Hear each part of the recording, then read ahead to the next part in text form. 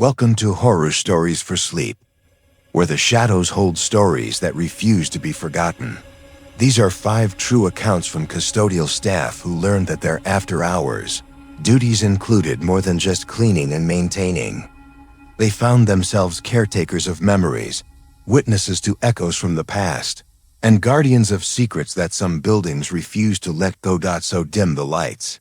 Settle in and join me as we unlock the doors to Story 1, The Night Custodian. My name is Frank, and I worked as a night custodian at Lincoln Elementary for 12 years before I finally understood why they couldn't keep anyone in the position for more than a few months.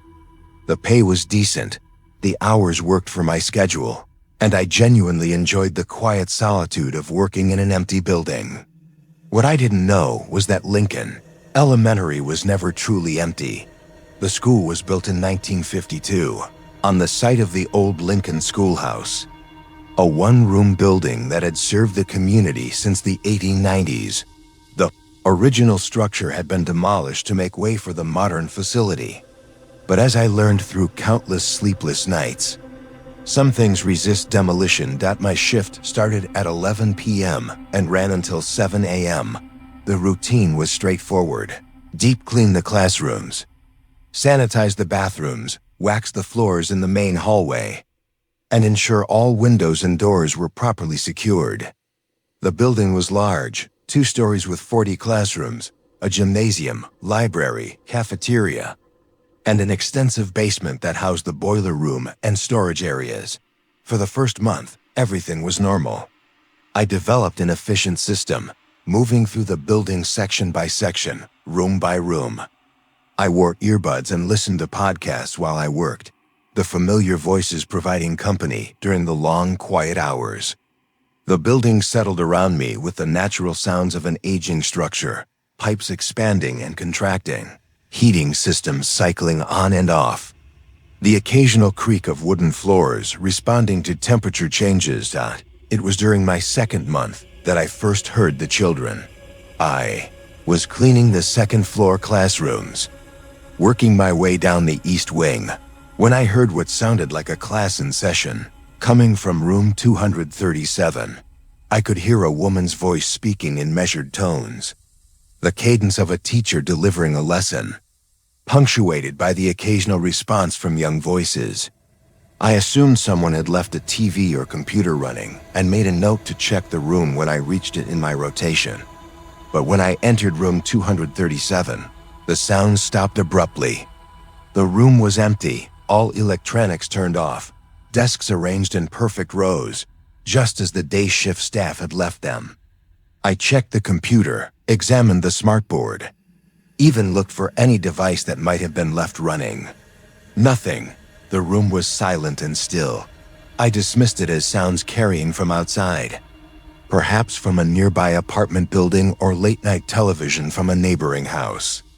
The school was located in a residential area, and sound could travel in unexpected ways, especially at night when ambient noise was minimal. The next week, it happened again. This time I was in the gymnasium, mopping the floor near the basketball hoops, when I heard children laughing and playing in the corridor outside. Not unusual sounds for a school, but highly unusual at 2 a.m. I stopped my work and listened more carefully. The sounds were distinct, multiple children's voices, the squeak of sneakers on linoleum floors, the bang of locker doors, all the familiar sounds of students changing classes or heading to recess. I opened the gymnasium doors and stepped into the main hallway. The corridor was empty, illuminated only by the emergency lighting that cast long shadows between the classroom doors. The sounds had stopped the moment I opened the doors, leaving behind only the hum of the heating system and the distant sound of traffic from the main road. I told myself it was pipes in the walls, water moving through the heating system, creating sounds that my mind interpreted as familiar human activity. After all, the brain is remarkably skilled at finding patterns in random noise, especially when working alone in a large, empty building during the quiet hours before dawn. But the incidents continued and began to intensify. I started hearing specific sounds that couldn't be explained by building systems or distant traffic. Classroom doors opening and closing.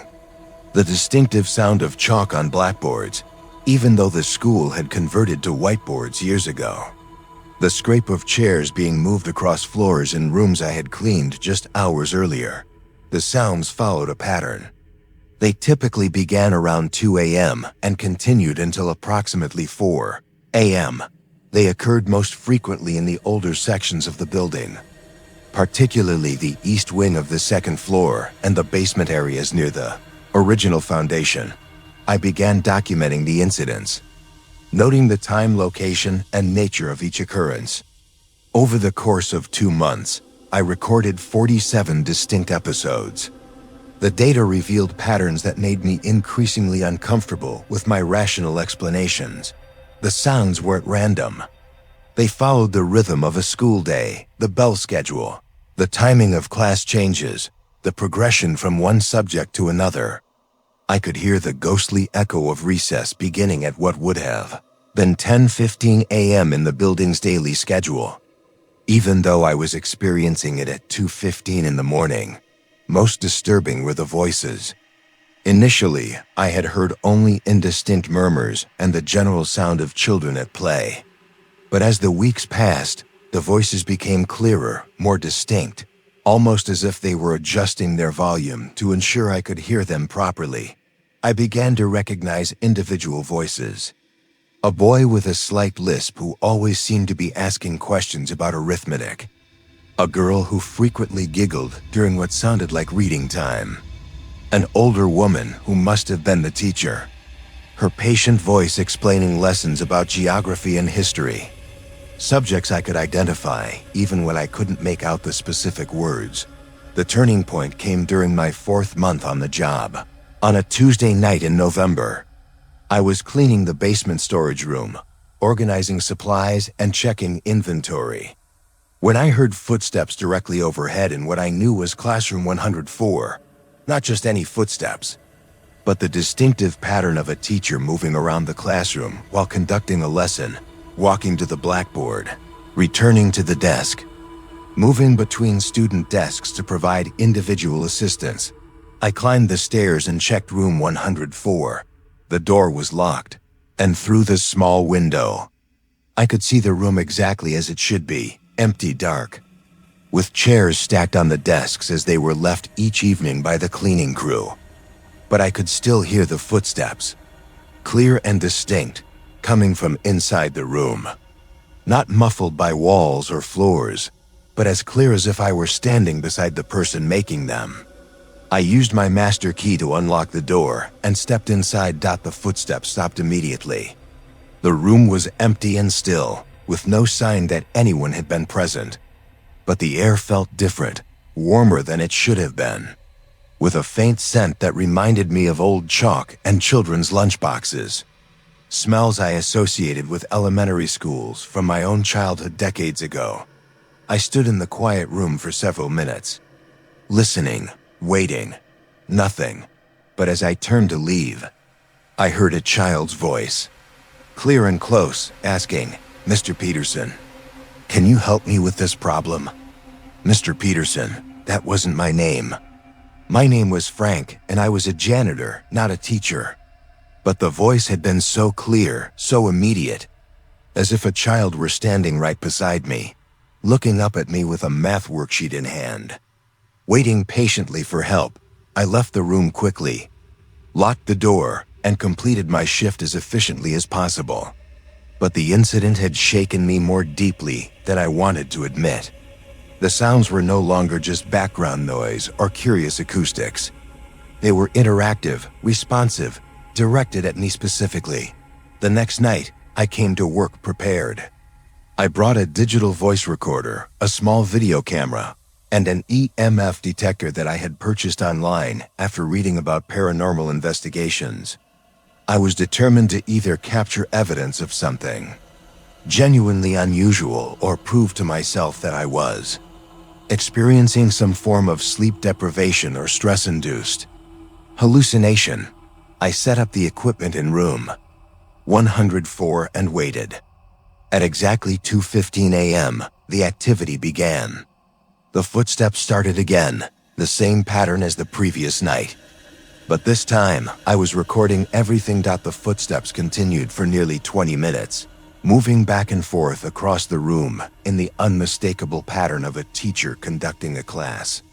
I could hear pages turning, chairs creaking, the soft sound of pencils scratching on paper, all coming from an empty room that I was watching through the door window while simultaneously recording with 3 different devices.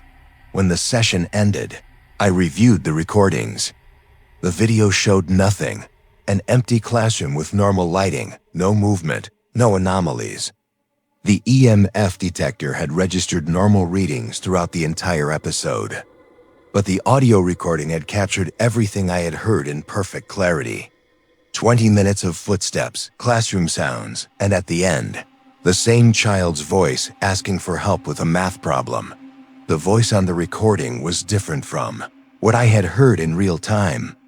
It was older, more distant, with the slight distortion that suggested it was a very old recording being played through speakers with poor sound quality.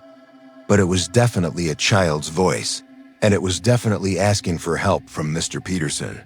I spent the remainder of my shift researching Lincoln Elementary's history.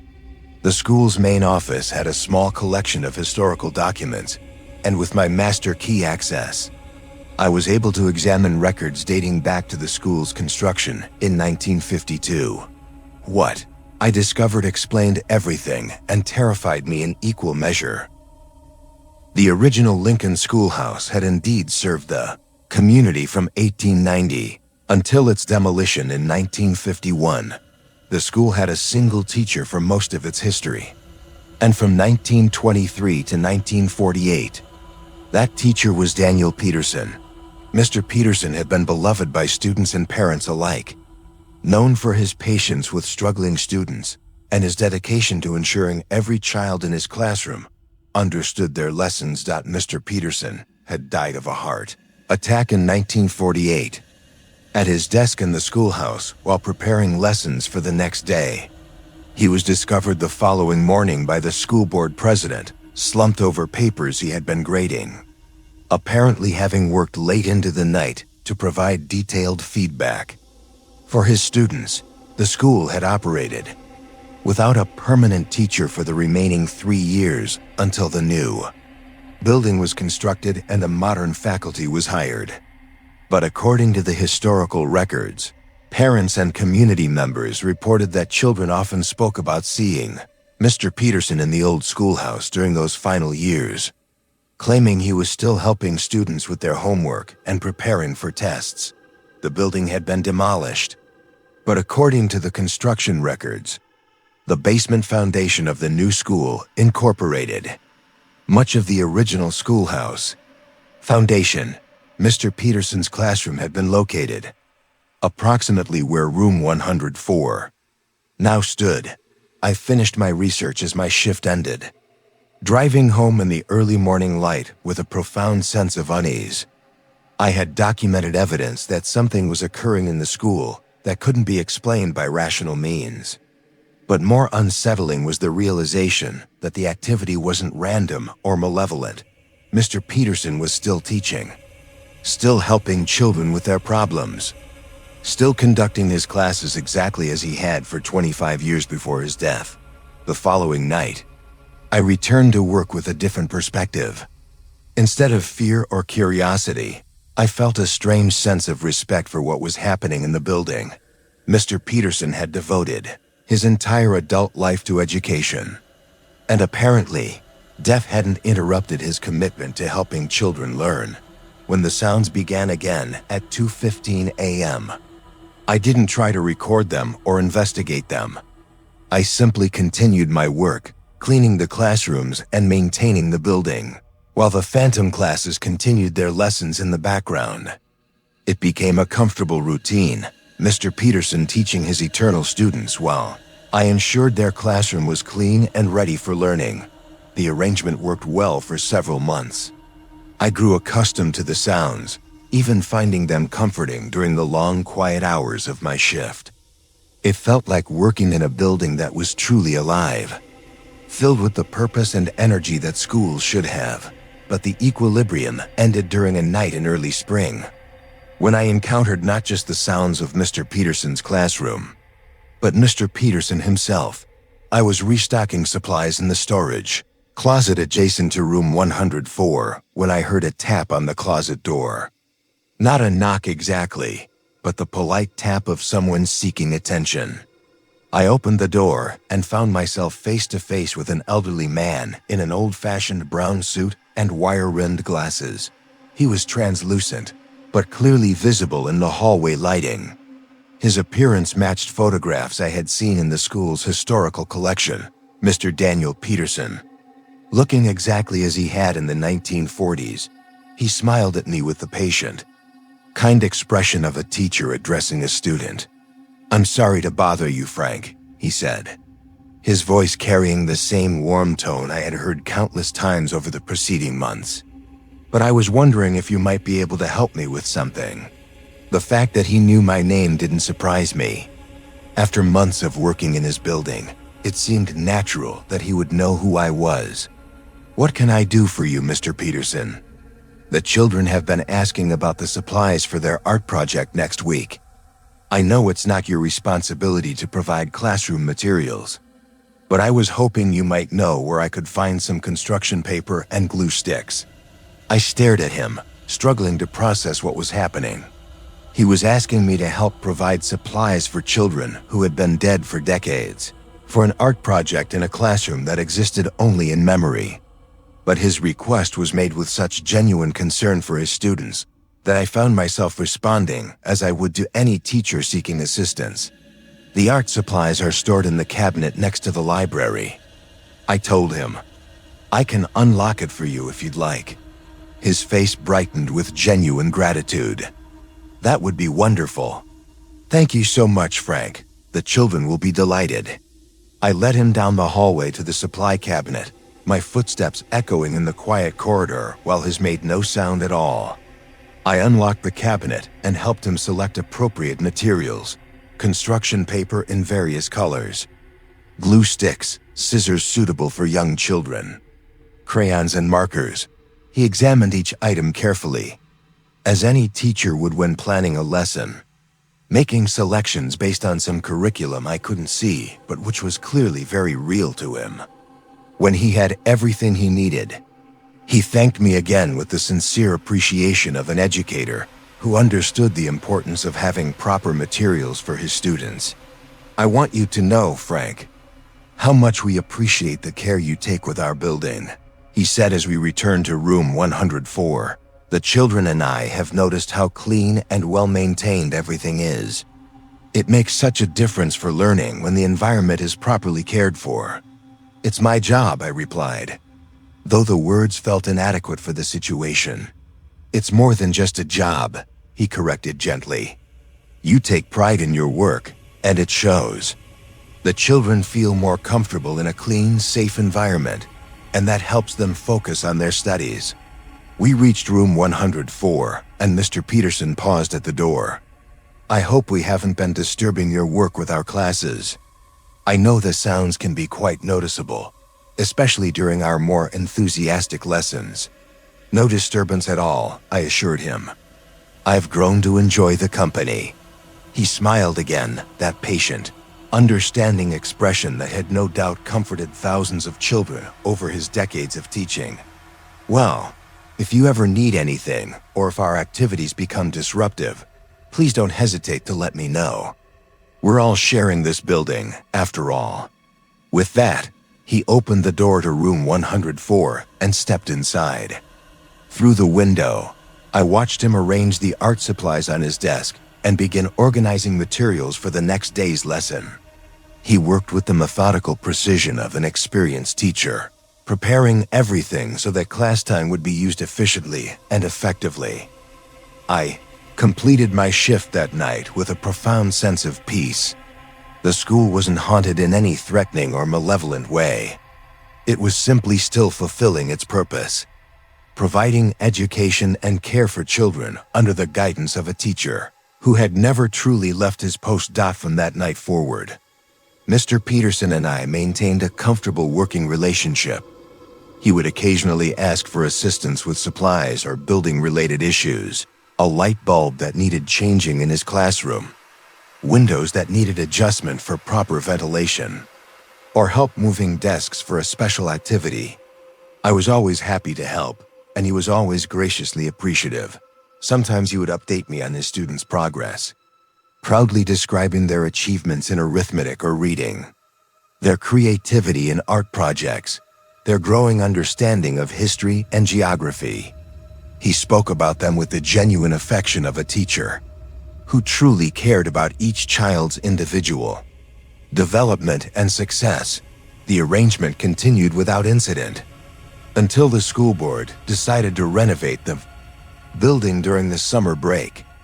The plans called for complete modernization of the electrical systems, new flooring throughout, updated VAC systems, and most significantly, the conversion of several first-floor classrooms into a computer lab and media center. The renovation would require extensive work in room 104, including the removal of the original flooring that dated back to the school's construction in 1952. When I learned about the plans, I felt a deep concern about how the changes might affect Mr. Peterson and his classes. I waited until our next encounter to discuss the situation with him. He listened to my explanation of the upcoming renovations with the calm attention of someone accustomed to adapting to changes in educational policy and building management. "I see," he said when I finished describing the scope of the work. "And this construction will begin in June?" "Yes, sir. They plan to start the week after school ends for the summer." He was quiet for a long moment, considering the implications. "Frank, I want to thank you for telling me about this. It gives me time to prepare the children and to make appropriate arrangements." "What kind of arrangements?" "It's time for us to move on," he said simply. "We've been here much longer than we should have been. The children have learned what they needed to learn, and they're ready for their next phase of education." I felt an unexpected sense of loss at the idea of losing their presence in the building. "Will you be able to find another place to teach?" Mr. Peterson smiled with the confidence of an educator who understood that learning never truly ends. "Oh yes, Frank. There are always children who need help with their studies, always lessons to be taught. We'll find the right place when the time comes. I'll miss having you here, and we'll miss having you take such excellent care of our building. But you've helped us more than you know. Your kindness and respect allowed us to finish what we started here. That's a gift we'll never forget." The final weeks of the school year passed normally, with Mr. Peterson conducting his classes as he had every night for months. But there was a different quality to the activity, a sense of completion, of students preparing for a final examination or graduation ceremony. On the last night before summer break, when the building was officially empty for the renovation, Mr. Peterson asked me to join him in room 104 for a special ceremony. When I entered the classroom, I found it filled with the translucent forms of children from another era. They sat at desks that flickered in and out of visibility, wearing clothes from the 1930s and 1940s, all looking up at their teacher with the attentive expressions of students who genuinely loved learning.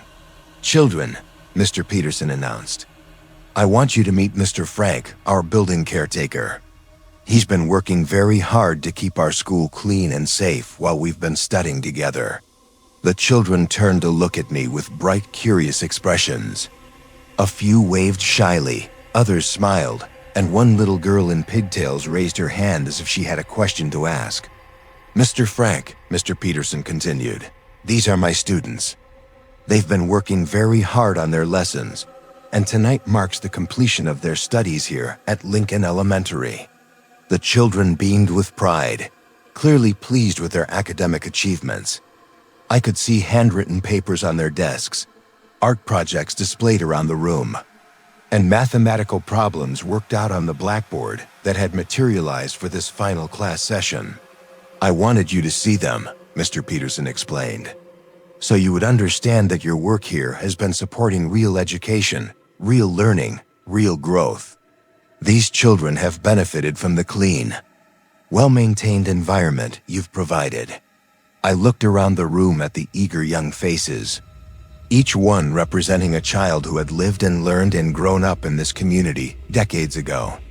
They had died too young from illnesses that modern medicine could have prevented, accidents that modern safety standards could have avoided, tragedies that had cut short their earthly education. But here, under Mr. Peterson's patient guidance, they had been able to complete their studies, to learn everything they needed to know before moving on to whatever comes next for young souls who leave this world too soon.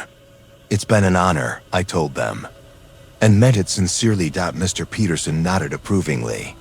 Children, what do we say to Mr. Frank?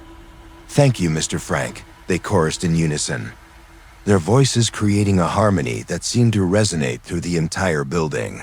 One by one, the children began to fade, not disappearing exactly, but transforming into something brighter, lighter, as if they were walking through a door into brilliant sunlight. They waved goodbye as they left, their young faces glowing with the satisfaction of lessons learned and growth achieved. Mr. Peterson was the last to go. He gathered his teaching materials with the same careful attention he had always shown, ensuring that everything was properly organized and put away. When he finished, he approached me and extended his hand. I shook hands with a man who had been dead for more than 50 years, feeling the firm, warm grip of someone who had dedicated his life to education and had never let death interfere with his commitment to his students. Thank you, Frank, he said, for your kindness, your respect, and your help. You've made it possible for us to finish what we started here. Thank you for letting me be part of it. He smiled one final time, then walked toward the front of the classroom. But instead of disappearing like the children had, he opened a door that hadn't been there moments before, a door that led into warm, welcoming light. Through the opening, I could glimpse a schoolyard where the children were waiting, laughing and playing, ready for recess in whatever realm serves as the next phase of their eternal education. Mr. Peterson stepped through the door and into the light. The door closed behind him, and room 104 became just another empty classroom in a building preparing for summer renovation. Completed my final shift alone, for the first time in months working in a truly quiet building. The silence felt profound after so many nights of phantom classes and whispered lessons. But it wasn't a sad silence. It was the peaceful quiet of a job well done, a mission completed, a story brought to its proper conclusion. Story 2, The After Hours Cleaner. My name is Maria Santos, and for 8 years, I was the evening cleaning supervisor at Roosevelt Elementary, responsible for maintaining the building and overseeing a small crew of part-time cleaners. The job suited my schedule perfectly. My children were old enough to handle homework supervision for each other, and the pay was substantially better than the day shift positions I had held previously in retail and food service. Roosevelt Elementary was a newer facility, built in 1987 to serve a rapidly growing suburban community. The building was modern and well-designed, with wide corridors, large classrooms, and extensive playground equipment that was the pride of the district. The school served 480 students from kindergarten through 5th grade, with a reputation for academic excellence and community involvement. My crew consisted of 4 people working from 6 p.m. to midnight, responsible for deep cleaning 43 classrooms, the gymnasium, library, cafeteria, administrative offices, and all common areas. We also maintained the exterior areas immediately around the building, including sidewalk cleaning and basic playground maintenance. The work was straightforward and routine. Each crew member was responsible for a specific section of the building, following detailed cleaning protocols that ensured consistency and efficiency. We worked independently most of the time, communicating through two-way radios when coordination was needed for larger tasks or supply management. Roosevelt Elementary felt like a comfortable, positive workplace. The daytime staff was friendly and appreciative of our efforts, often leaving thank you notes or small treats in their classrooms. The building itself was well maintained and designed with cleaning efficiency in mind. After years of working in older buildings with problematic systems and layouts, Roosevelt felt like a dream assignment. The first unusual incident occurred during my third year on the job. On a Thursday evening in late October, I was completing the final inspection of the building at 11:45 p.m., ensuring all work had been completed to standard before securing the facility for the night. The inspection route was always the same. Start in the basement mechanical rooms, work through the first floor classrooms and common areas, then complete the second floor before finishing with the playground equipment and exterior security check. The process typically took 15 to 20 minutes, confirming that doors were locked, lights were turned off, and all equipment was properly stored. I was walking through the main corridor on the first floor when I heard the distinctive sound of children playing on the playground equipment outside. This wasn't unusual during normal hours. The playground was visible from the hallway windows, and the sounds of recess and physical education classes were a constant background throughout the school day. But it was approaching midnight on a Thursday in late October. The temperature was in the low 40s, with a steady rain that had been falling since late afternoon. No children should have been on the playground, and no reasonable parent would have allowed their children to play outside in those conditions at that hour. Walked to the large windows that provided a clear view of the entire playground area. The exterior lighting was minimal, just the security lights required by district policy, but sufficient to see the playground clearly. The equipment was empty, rain-slicked, and abandoned, with no sign of human activity, but I could still hear the sounds of children playing. Specifically, I could hear the rhythmic creaking of swings in motion, the metallic sounds of the monkey bars being used, and the distinctive hollow echoes of children running across the wooden platform of the main play structure. Stood at the window for several minutes, watching the empty playground while listening to the clear sounds of active play taking place.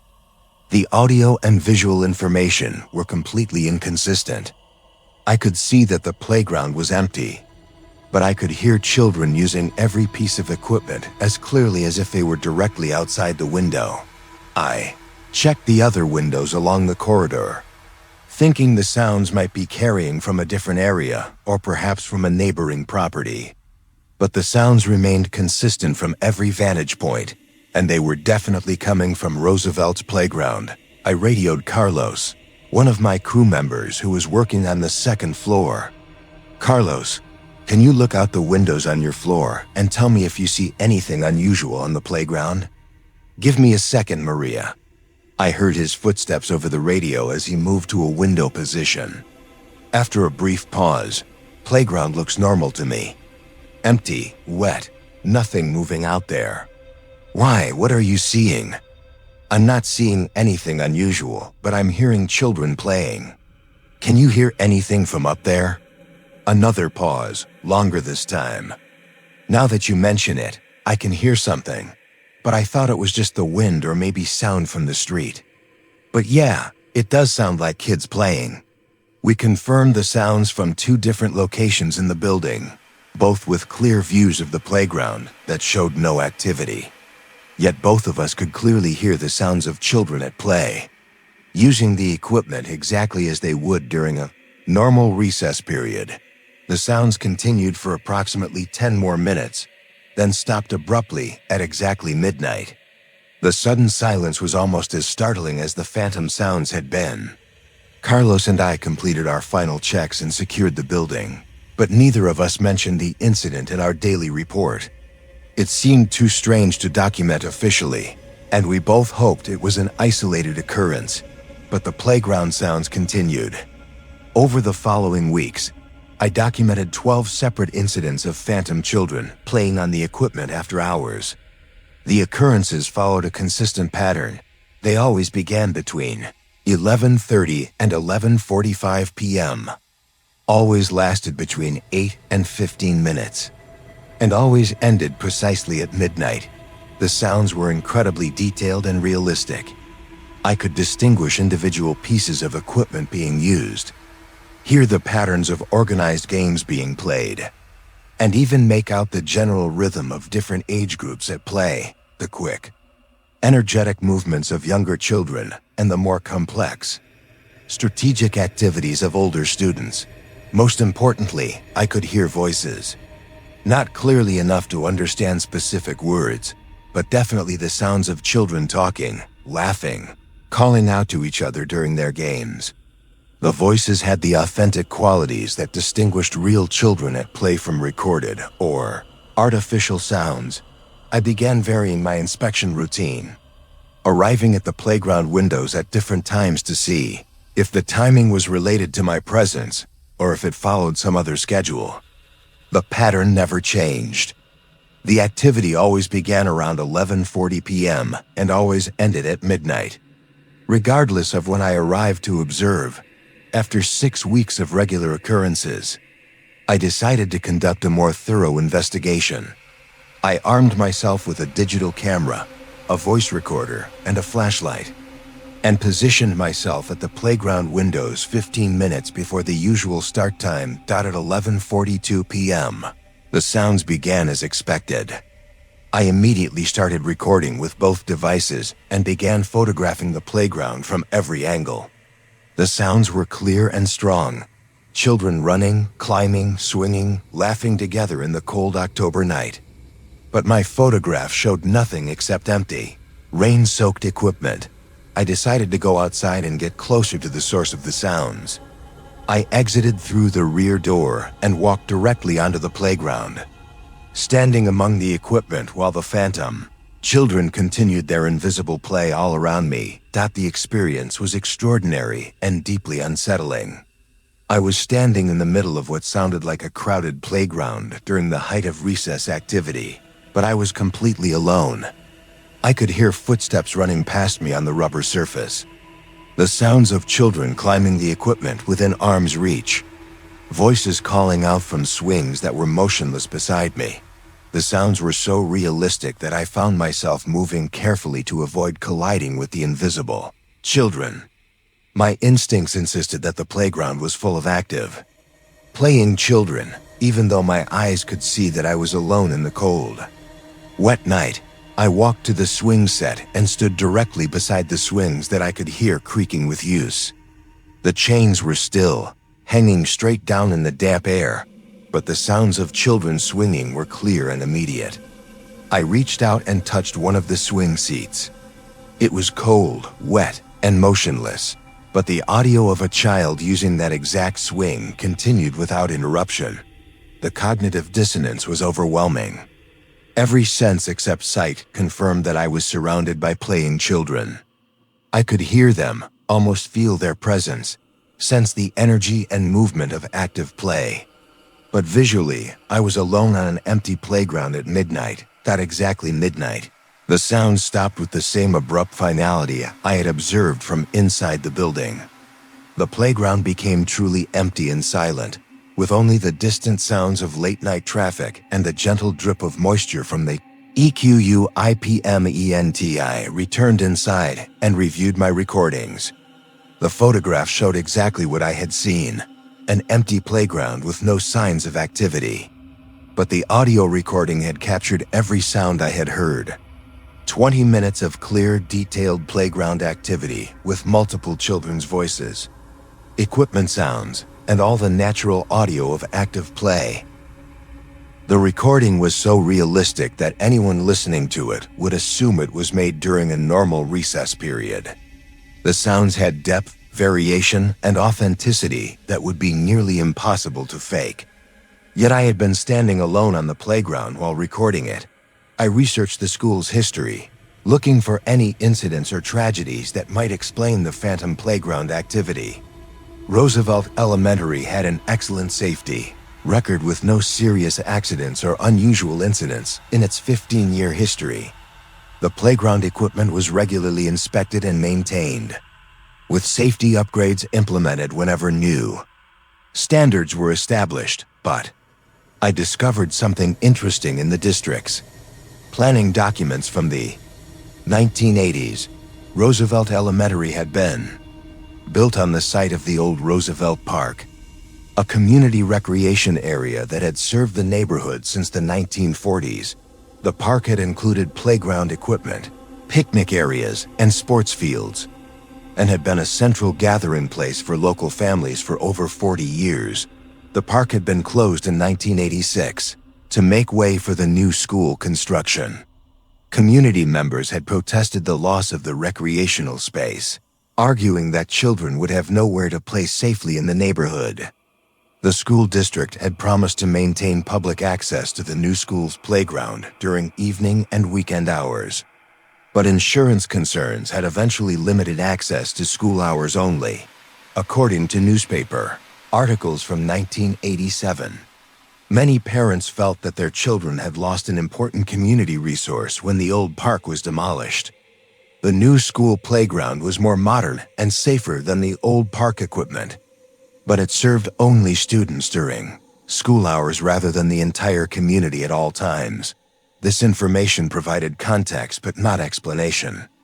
I could understand why children might have emotional attachments to playground space, but I couldn't explain why those emotions would manifest as phantom sounds decades later, or why the activity followed such a precise timing pattern. The incidents continued throughout the winter months, becoming a regular part of my work routine. I grew accustomed to hearing the phantom children during my final inspection, no longer finding it frightening or even particularly surprising.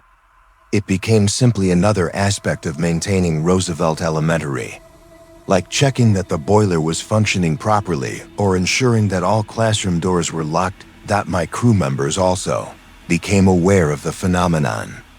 Carlos had heard the sounds from the beginning, and gradually the other team members noticed the phantom playground activity during their work in areas with views of the playground. None of them seemed particularly disturbed by it, accepting it as just another oddity of working in a large building after hours. We never included the phantom sounds in our official reports or mentioned them to the day shift administration.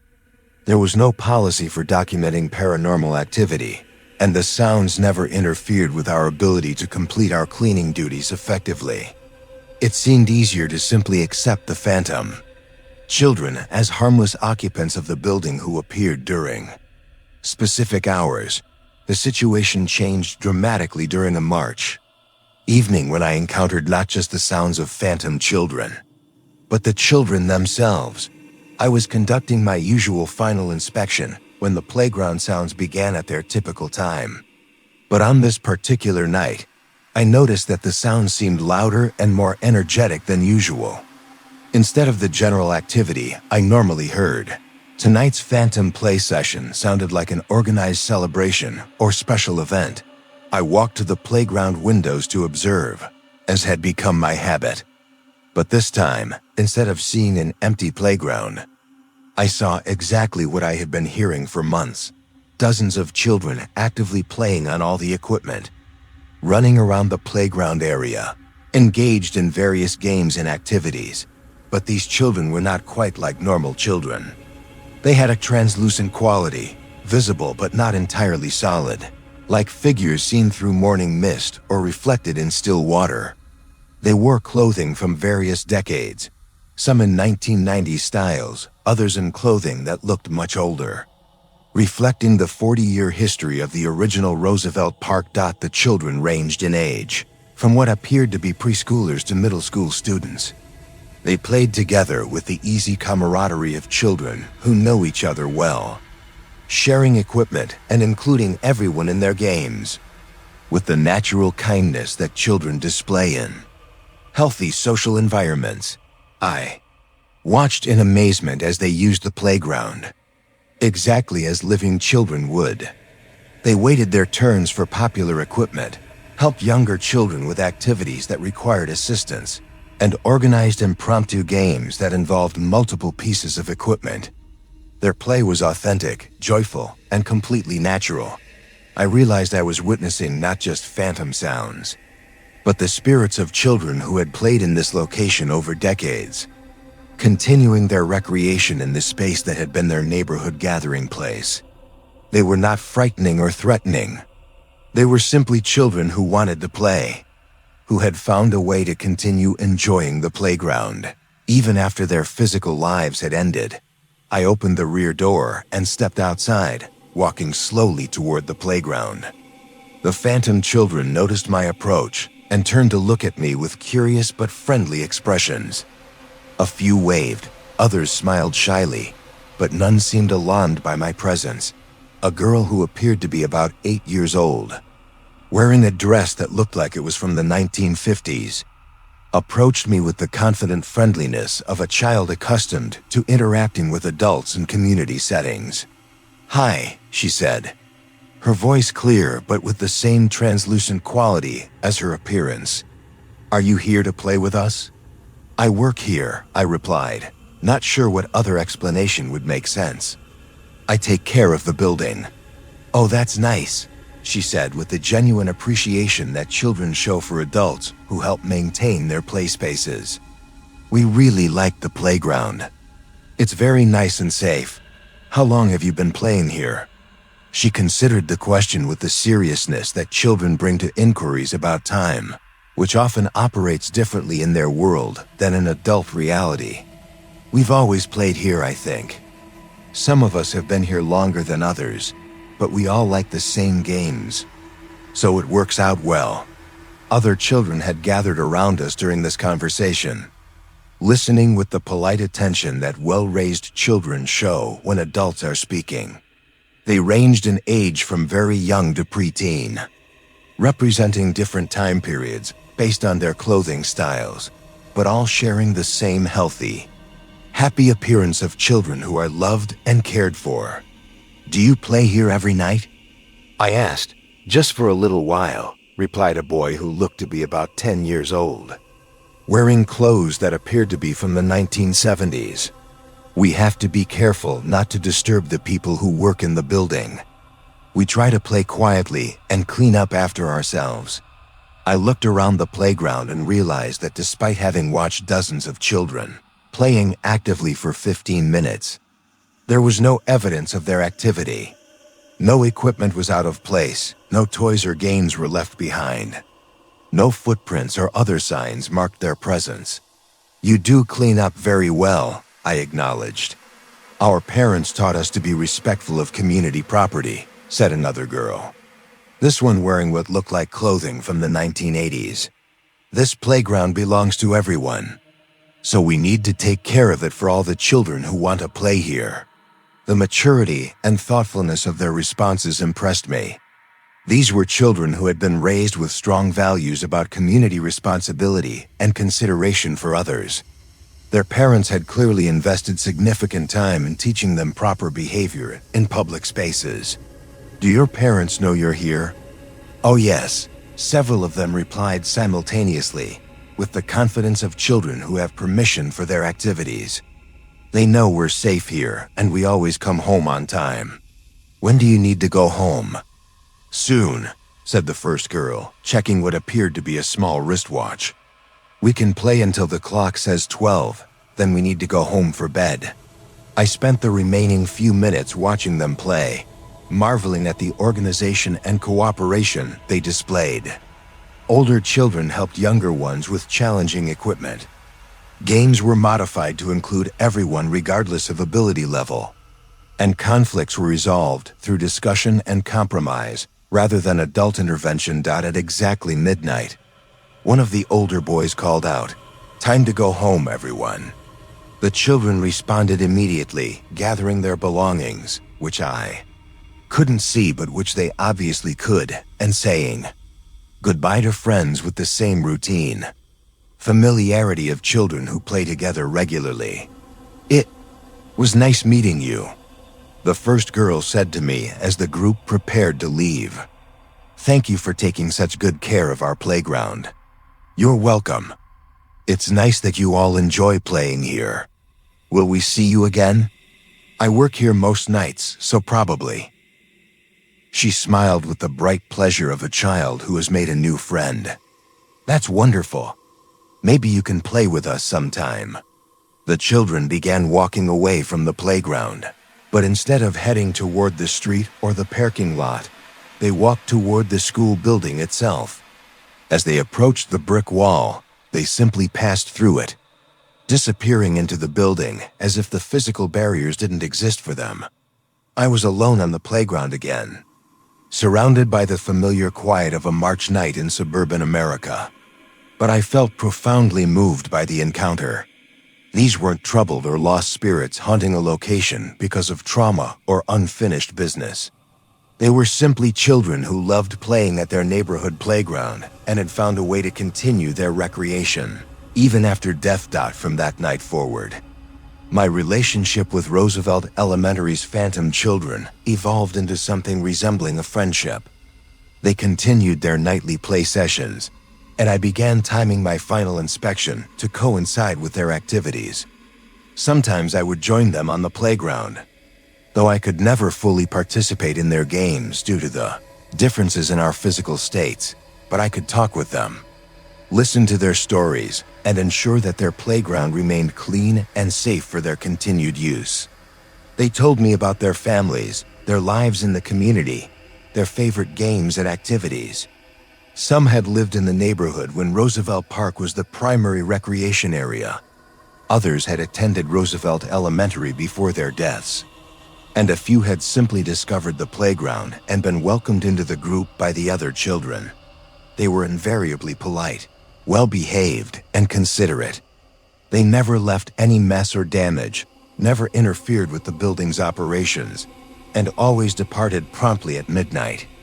Their presence became a positive aspect of working at Roosevelt Elementary, a reminder that the building served a community with deep roots and strong values. The phantom children also served as excellent security monitors. They were present on the playground every night and were quick to notice if anything unusual was happening in the area. On several occasions, they alerted me to problems that I might not have discovered until much later. A broken water pipe that was flooding the basement, a malfunctioning security light that left an area vulnerable, a gate that had been left unlocked by the day staff.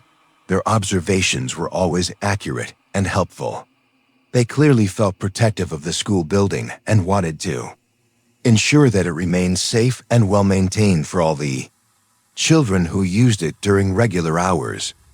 Arrangement continued successfully for 2 more years, until the school district announced plans to modernize the playground with new equipment that would meet updated safety standards. The renovation would require complete removal of the existing equipment and installation of entirely new structures designed for contemporary safety and accessibility requirements. I told the phantom children about the upcoming changes. They listened with the same serious attention they had always shown to important information. "Will the new equipment be better for the daytime children?" asked one of the older girls. "Yes, it will be safer and more accessible for children with different abilities." "That's good," she said with genuine satisfaction. "The daytime children should have the best equipment possible. But what about you? Will you still be able to play here with all the changes?" The children exchanged glances, communicating in the way that children do when they need to make a group decision about something important. "We think it's time for us to move on," said the boy who often served as the group's informal leader. "We've had many good years playing here, but change is natural, and new children should have their own special playground. Where will you go?" "There are other places that need children to play in them," said the first girl I had met, now speaking with the wisdom that comes from years of community involvement. "Parks and playgrounds where children used to play, but don't anymore. We'll find the right place. I'll miss having you here. And we'll miss playing here," she replied. "But you've helped us understand that taking care of places means knowing when it's time to let them change for the better." The phantom children continued their nightly play sessions until the week before construction was scheduled to begin. On their final night, they organized a special farewell celebration, with all their favorite games and activities represented in a joyful, energetic session that lasted until just before midnight dot as the clock approached 12. They gathered together in the center of the playground for what appeared to be a closing ceremony. They held hands in a large circle and spoke words I couldn't quite hear, but which sounded like expressions of gratitude and farewell. When they finished their ceremony, each child approached me to say goodbye individually. They thanked me for taking care of their playground, for being kind to them during our interactions, and for treating them with the same respect and consideration they would have received from any adult in their community. The last child to say goodbye was the first girl I had met, the one who had approached me with such confidence on that March evening 2 years earlier. "Thank you for being our friend," she said. It meant a lot to us to have someone who understood that we just wanted to play and be happy. "It meant a lot to me too," I replied, and realized that I truly meant it. These children had brought joy and wonder to my work routine, reminding me daily that schools exist to serve the happiness and development of children, whether living or not. "Will you remember us?" "Always." She smiled one final time, then joined the other children as they walked together toward the school building. But this time, instead of passing through the wall, they walked around to the front entrance and continued down the street, heading toward whatever playground or park would become their new home. I watched until they disappeared from sight. A group of children walking together through a suburban night, talking and laughing as they made their way to their next adventure. Story 3, The Maintenance Man. I'm Robert Hayes, and I spent 15 years working as head maintenance supervisor for Lincoln Middle School, a position that made me responsible for every mechanical system, structural component, and operational detail of a building that housed 850 students and 60 staff members. It was demanding work that I genuinely loved, the complexity of maintaining a large facility, the pride of keeping everything running smoothly, and the satisfaction of creating a safe, comfortable environment where learning could thrive. Lincoln Middle School was an older building, constructed in 1965 during the massive school construction boom that followed the post-war population growth. The building was solid, well built with the institutional durability that characterized educational construction of that era, but it required constant attention to maintain the systems and infrastructure that served such a large population on a daily basis. The facility included 3 floors of classrooms, a gymnasium, library, cafeteria, auditorium, and extensive basement areas that housed the mechanical systems, storage areas, and workshop spaces where I spent most of my time. The basement was particularly complex, with a network of tunnels, maintenance corridors, and utility areas that extended well beyond the footprint of the main building. My daily routine involved systematic inspection of all building systems, responding to maintenance requests from staff, coordinating with outside contractors for major repairs, and ensuring compliance with all safety and operational standards. The work required comprehensive knowledge of heating and cooling systems, electrical infrastructure, plumbing, structural maintenance, and the dozens of specialized systems that keep a modern school functioning effectively. I took pride in running a tight operation. Equipment was maintained on schedule, problems were addressed quickly before they could affect building operations, and I maintained detailed records of every repair, replacement, and upgrade performed during my tenure. Lincoln Middle School had an excellent reputation for facility management, with minimal disruptions to educational activities due to building-related issues. The basement area where I spent most of my time was extensive and complex. The original construction had included underground corridors connecting different areas of the building, storage areas for educational materials and supplies, mechanical rooms for each major system, and workshop spaces for on-site repairs and modifications. Over the decades, The basement had been expanded and modified multiple times to accommodate new systems, changing educational needs and safety upgrades. This had resulted in a somewhat maze-like layout, with corridors that led to different areas of the building, dead-end passages that had been sealed off during renovations, and storage areas that were used intermittently based on current educational programs. I knew every inch of the basement area, every corridor and storage room, every piece of equipment and every system component. It was my domain, and I maintained it with the same attention to detail that a ship's engineer brings to maintaining the mechanical systems that keep everyone above decks safe and comfortable. First unusual incident occurred during my 7th year at Lincoln. On a Tuesday morning in late September, I was conducting routine maintenance on the main boiler system, checking pressure readings and inspecting connections as part of the preparation for the heating season that would begin in a few weeks. The boiler room was located in the deepest section of the basement, accessed through a corridor that extended beyond the foundation of the main building.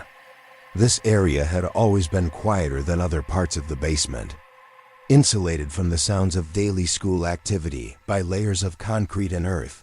While I was working, I began hearing what sounded like hammering coming from somewhere deeper in the basement, beyond the boiler room in an area that should have been empty storage space. The sounds were rhythmic and consistent, the distinctive pattern of someone using a hammer for construction or repair work. This was problematic for several reasons. First, I hadn't authorized any construction work in that area. Second, I was the only maintenance personnel on duty that morning, so whoever was doing the hammering wasn't part of my staff. Third, the area beyond the boiler room was supposed to be sealed off, a section of the original basement that had been closed. During safety upgrades several years earlier, I completed my immediate work on the boiler and followed the sound through the corridor system toward its source. The hammering continued as I walked, growing louder as I moved deeper into the basement area. The sounds were definitely coming from the sealed-off section, which meant that either my understanding of the basement layout was incorrect, or someone had accessed an area that was supposed to be inaccessible. I reached the heavy fire door that marked the entrance to the sealed section. The door was closed and locked, exactly as it should have been. The lock showed no signs of tampering, and my master key was still the only way to open it. But the hammering sounds were clearly coming from the other side of the door. Unlocked the door and entered the sealed section. The corridor beyond was exactly as I remembered it from the safety inspection that had led to its closure, a long, narrow passage with several small storage rooms branching off from each side. The area had been sealed because of concerns about air quality and structural soundness, issues that had since been resolved in other areas but never addressed here. Due to lack of current use for the space, the hammering continued, echoing through the corridor from what sounded like the far end of the sealed section. I walked carefully through the passage, using my flashlight to navigate the area that had no electrical power. As I moved deeper into the corridor, I could hear not just hammering, but other construction sounds, the scrape of saws cutting wood, the sounds of materials being moved around, voices calling out instructions and measurements. The sounds were unmistakably those of a construction crew actively working on some kind of building project.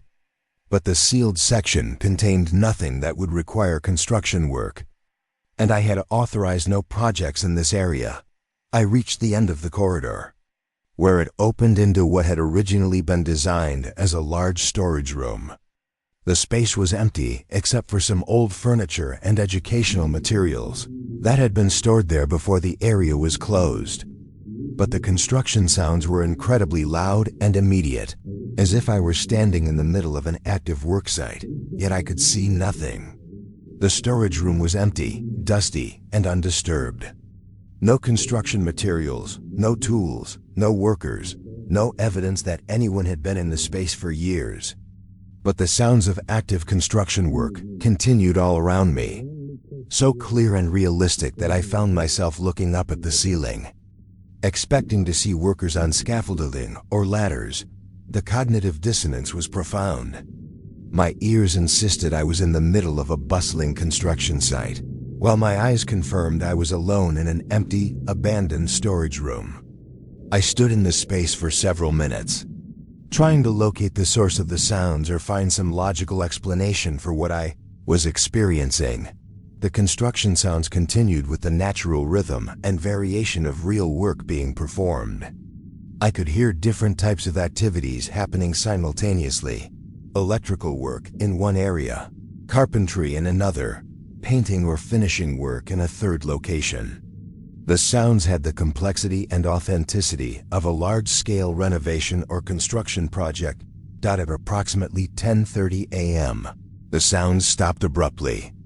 Not gradually, as would be expected if workers were finishing tasks or taking a break, but all at once, as if someone had turned off a recording. The storage room became completely silent, with only the distant hum of building systems and the faint sounds of normal school activity filtering down from the floors above. Searched the entire sealed section thoroughly, looking for any explanation for what I had heard. I found no evidence of recent human activity, no construction materials or tools, no modifications to the space that might account for the sounds. The area was exactly as it had been when sealed several years earlier. I completed my inspection and locked the sealed section again, but the incident left me deeply unsettled. The sounds had been too realistic, too detailed, and too consistent to dismiss as imagination or acoustic tricks. I had 40 years of experience in construction and building maintenance, and I knew the sounds of real work being performed. I decided to research the history of the sealed section, looking for information that might explain phantom construction activity. The school's administrative records provided basic information about the original construction and subsequent modifications, but nothing that seemed relevant to current unexplained sounds. However, I discovered something interesting in the architect's original drawings from 1965. Something interesting in the architect's original drawings from 1965. Sealed section hadn't been planned as storage space in the original design. According to the blueprints, it was intended to be additional classroom space, an extension of the basement that would provide specialized rooms for vocational education, including wood shop, metal shop, and other technical training programs. The vocational education areas had been eliminated from the final construction due to budget constraints, and the space had been completed as storage instead.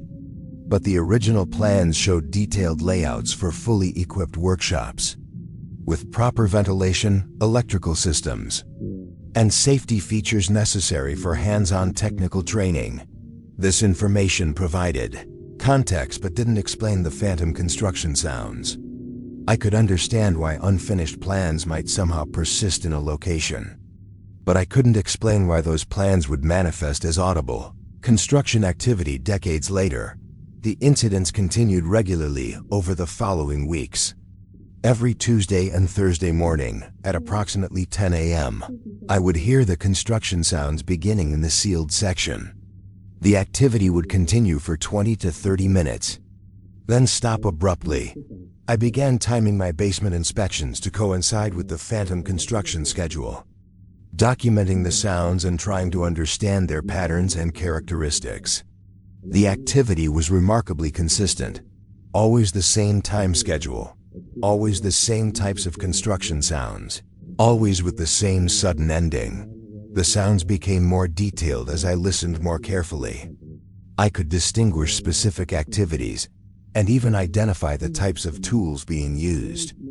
I heard table saws cutting lumber, drills making holes in wood and metal, sanders smoothing surfaces, and the sounds of assembly work as projects were put together. Most significantly, I began to hear human voices, workers calling out measurements, asking for tools, discussing technical details of their projects. The voices were indistinct, but they had the authentic cadence and content of skilled, Craftsmen working together on complex projects. After 6 weeks of regular occurrences, I decided to investigate more actively. I positioned myself inside the sealed section before the phantom construction was scheduled to begin, hoping to experience the phenomenon from within the space. Where it was apparently occurring, I entered the sealed section at 9:45 a.m. on a Thursday morning and positioned myself in the large storage room where the sound seemed to be centered. I brought recording equipment and prepared to document whatever occurred during the expected activity period. At exactly 10 a.m., the construction sounds began around me. But this time, instead of just hearing phantom work being performed, I could see it as well. The empty storage room filled with translucent figures of men in work clothes, using tools and materials that flickered in and out of visibility like heat mirages. They worked with the focused attention and practiced skill of experienced craftsmen, building what appeared to be workshop furniture and installing equipment for vocational education programs. The phantom workers ranged in age, from what appeared to be teenagers to middle-aged men, all dressed in the work clothes and safety equipment appropriate for construction and woodworking. They moved around the space with the confident familiarity of people working in their own well-equipped workshop, using tools and materials that were apparently invisible to me, but completely real to them. I watched in fascination as they constructed workbenches, installed power tools, built storage systems, and organized the space exactly as it would need to be arranged for vocational education classes. Their work was professional and thorough, with attention to detail that reflected both skill and pride in their craft. Middle-aged man who appeared to be supervising the work noticed my presence and approached me with the friendly curiosity of a craftsman encountering a visitor in his workshop. "You must be the new building supervisor," he said, his voice carrying the warm authority of someone accustomed to training younger workers. "I'm Bill Patterson, shop foreman for the vocational program. Good to have you aboard." I found myself responding as naturally as I would to any construction supervisor introducing himself. "Robert Hayes, building maintenance. Nice to meet you, Bill. Glad you could stop by and see how we're setting things up down here. This is going to be a terrific program for the kids. Give them hands-on experience with real tools and projects that they can use in their careers." He gestured around the room with obvious pride in the work being performed. "We're installing everything they'll need for comprehensive technical training, woodworking, basic electrical work, small engine repair, general construction skills. The kind of practical education that'll serve them well whether they go on to college or enter the workforce directly." "It looks very professional," I said, which was true. The work being performed around us was skilled and thorough, with the kind of attention to safety and organization that characterize the best vocational education programs. "We're trying to create something special here," Bill continued. "A place where kids can learn that working with your hands is valuable and dignified, where they can discover talents they didn't know they had. Too many young people these days don't get exposure to real craftsmanship." Other workers had paused in their activities to listen to our conversation. I could see the same enthusiasm and dedication in their expressions that Bill was describing. These were clearly people who believed strongly in the maestro value of technical education and took pride in creating opportunities for young people to develop practical skills. "When do you expect to be ready for classes?" I asked. "We should have everything installed and ready within the next few weeks," Bill replied. "Then we'll need to do safety inspections, get the proper certifications, train the teaching staff on the equipment. If everything goes smoothly, we should be ready to start classes at the beginning of next semester." I looked around the room again, taking in the extensive work that was being performed. "This represents a significant investment in equipment and setup. The school board approved the full budget," Bill said with satisfaction. "They recognize that vocational education is essential for serving all students.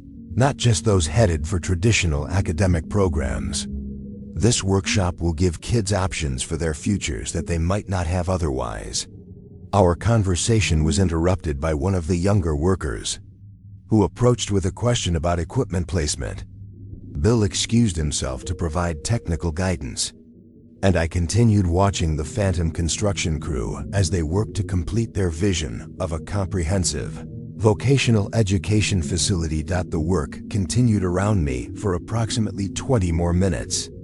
With all the activity, coordination, and attention to detail of a real construction project, the workers seemed completely absorbed in their tasks, discussing technical details, solving problems, and supporting each other as they worked toward their shared goal of creating an exceptional learning environment. At 10:30 a.m., exactly as had happened during my previous observations, all activity stopped abruptly. The workers simply vanished, along with their tools, materials, and the workshop equipment they had been installing. I was alone in the empty storage room again, surrounded by the same dust-old furniture and abandoned materials that had been there for years, but I was no longer confused or disturbed by what I was experiencing. I understood that I had witnessed the phantom continuation of a project that had been planned but never completed, carried out by craftsmen who had been prepared to create something valuable for students but had never been given the opportunity to fulfill their vision. The vocational education program had been eliminated from Lincoln Middle School's final construction due to budget constraints, but the commitment and enthusiasm of the people who had planned to implement it had somehow persisted. They were still working to create the educational opportunities they believed students deserved. Even though the official program had been canceled decades ago, over the following months, I became a regular observer of the Phantom construction project. I would position myself in the sealed section during the scheduled work periods and watch the craftsmen as they continued their efforts to complete the vocational education facility. The workers welcomed my presence and included me in their conversations about the project. They shared their vision for the program, their plans for different types of classes and projects, their excitement about working with students who wanted to learn practical skills. Bill Patterson became particularly interested in my perspectives on building maintenance and facility management. He asked detailed questions about the systems and infrastructure that would be needed to support the vocational program safely and effectively. I found myself providing technical advice about electrical requirements, ventilation needs, and safety protocols, contributing to their planning even though I knew the program would never actually be implemented. The Phantom workers demonstrated remarkable expertise and dedication. They worked with the systematic approach and attention to detail that characterized master craftsmen, taking pride in every aspect of their installation work. They discussed teaching methods, curriculum development, and student safety with the thoughtfulness of educators who truly cared about providing excellent learning opportunities. As weeks passed, I watched their workshop take shape with increasing completeness and sophistication. They installed comprehensive woodworking equipment, electrical training stations, small engine repair areas, and general construction workbenches. Every piece of equipment was positioned and connected with professional skill, creating a learning environment that would have been exemplary if it had ever been used for actual classes. The Phantom construction project also served practical purposes for my own work. The craftsmen had extensive knowledge about the building's systems and infrastructure that proved invaluable for my maintenance responsibilities. They could answer questions about original construction details, explain why certain systems had been designed as they were, and provide insights about potential improvements that would enhance building operations. Bill Patterson was particularly helpful, sharing 40 years of experience in educational facility management and construction. He had worked on dozens of school projects and understood the specific challenges of creating learning environments that were both functional and safe for large numbers of students and staff. The key to good educational construction, he explained during one of our conversations, is understanding that schools aren't just buildings. They're communities. Every design decision should support the relationships and activities that make learning possible. He showed me details of their workshop design that reflected this philosophy. Traffic flow patterns that would allow efficient movement between different activity areas. Storage systems that would teach students organizational skills while keeping tools and materials secure. Safety features that were integrated seamlessly rather than added as afterthoughts. We're not just building a workshop, he said. We're creating a space where young people can discover their capabilities, develop confidence in their abilities, and learn that skilled work is valuable and worthy of respect. The passion and commitment of the Phantom craftsmen impressed me profoundly. They worked without compensation, recognition, or any expectation that their efforts would ever be completed or utilized. They continued their project purely because they believed in its value for students and took pride in doing excellent work regardless of whether anyone would ever benefit from it. This dedication began to influence my own approach to building maintenance. I started taking even greater care with details that might never be noticed, ensuring that every system was maintained to the highest standards, regardless of whether problems were immediately apparent. The Phantom craftsmen had shown me that excellent work is its own reward, independent of external recognition or appreciation. The arrangement continued successfully for nearly 2 years, until the school district announced plans for basement renovations that would include the sealed section where the Phantom construction was taking place. The renovations would convert the area into additional storage space for educational technology and would require complete updating of electrical and ventilation systems. When I told Bill Patterson about the planned renovations, he listened with the thoughtful attention he always showed to discussions about building modifications. "I see," he said when I finished explaining the scope of the work. "And this renovation will definitely proceed?" "Yes, it's already been approved and budgeted. Construction is scheduled to begin during summer break." Bill nodded slowly, considering the implications. "Well, that's progress, I suppose. The building needs to serve current educational priorities, and storage for technology equipment is certainly important for modern schools. I'm sorry that it means ending your workshop project." "Don't be sorry," he replied, with the gracious acceptance of someone who had always understood that his work might never be completed. "We've had 2 good years to work on something we believed in. That's more than many people get." He looked around the workshop with obvious satisfaction at what his crew had accomplished. "Besides, we've proven that it could be done.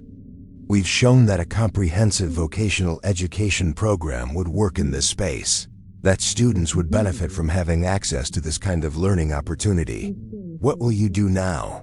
"There are other schools, other places where vocational education programs are being considered," he said with the quiet confidence of someone who had dedicated his life to meaningful work.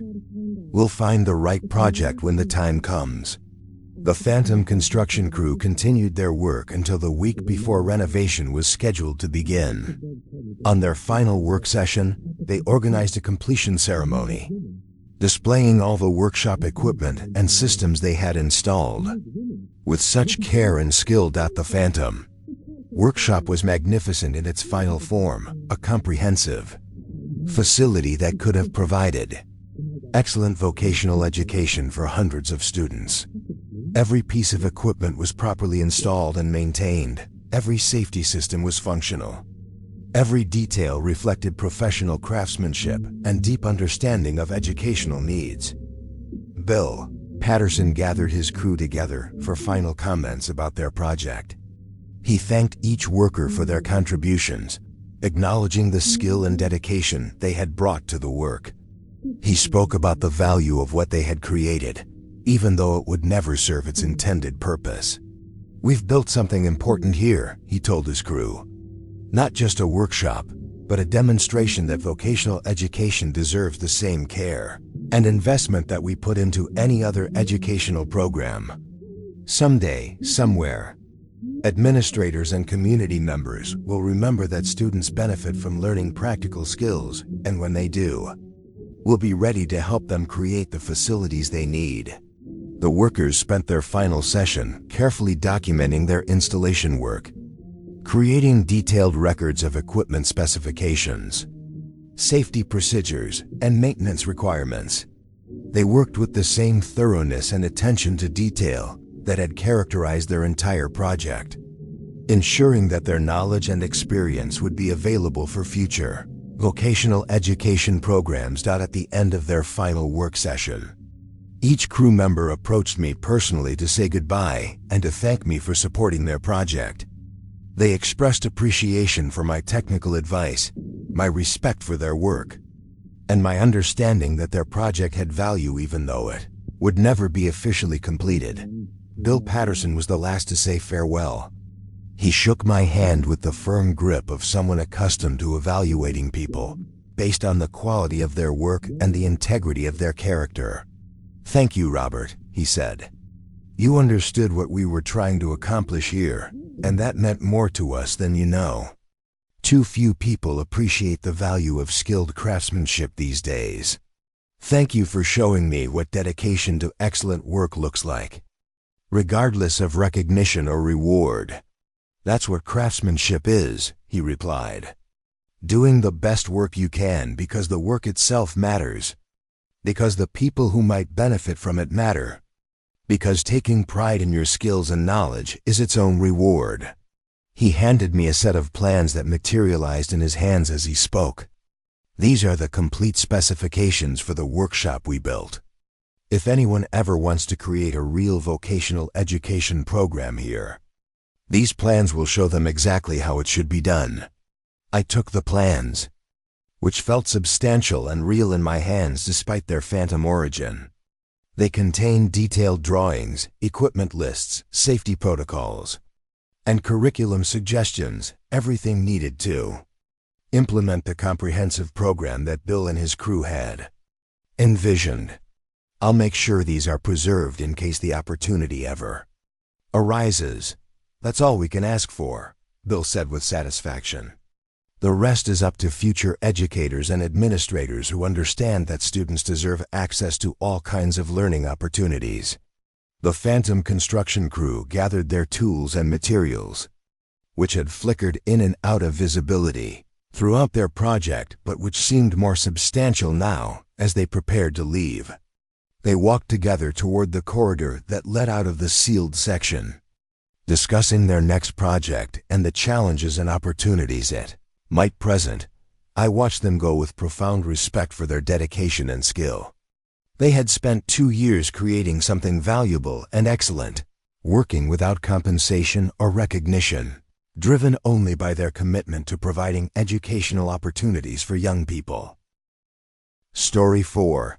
The Evening Keeper. My name is Patricia Williams, and for 11 years I served as the evening librarian and building supervisor at Jefferson Elementary School, responsible for maintaining the library, overseeing after-hours educational programs, and ensuring building security during extended hours when the facility remained open for community use.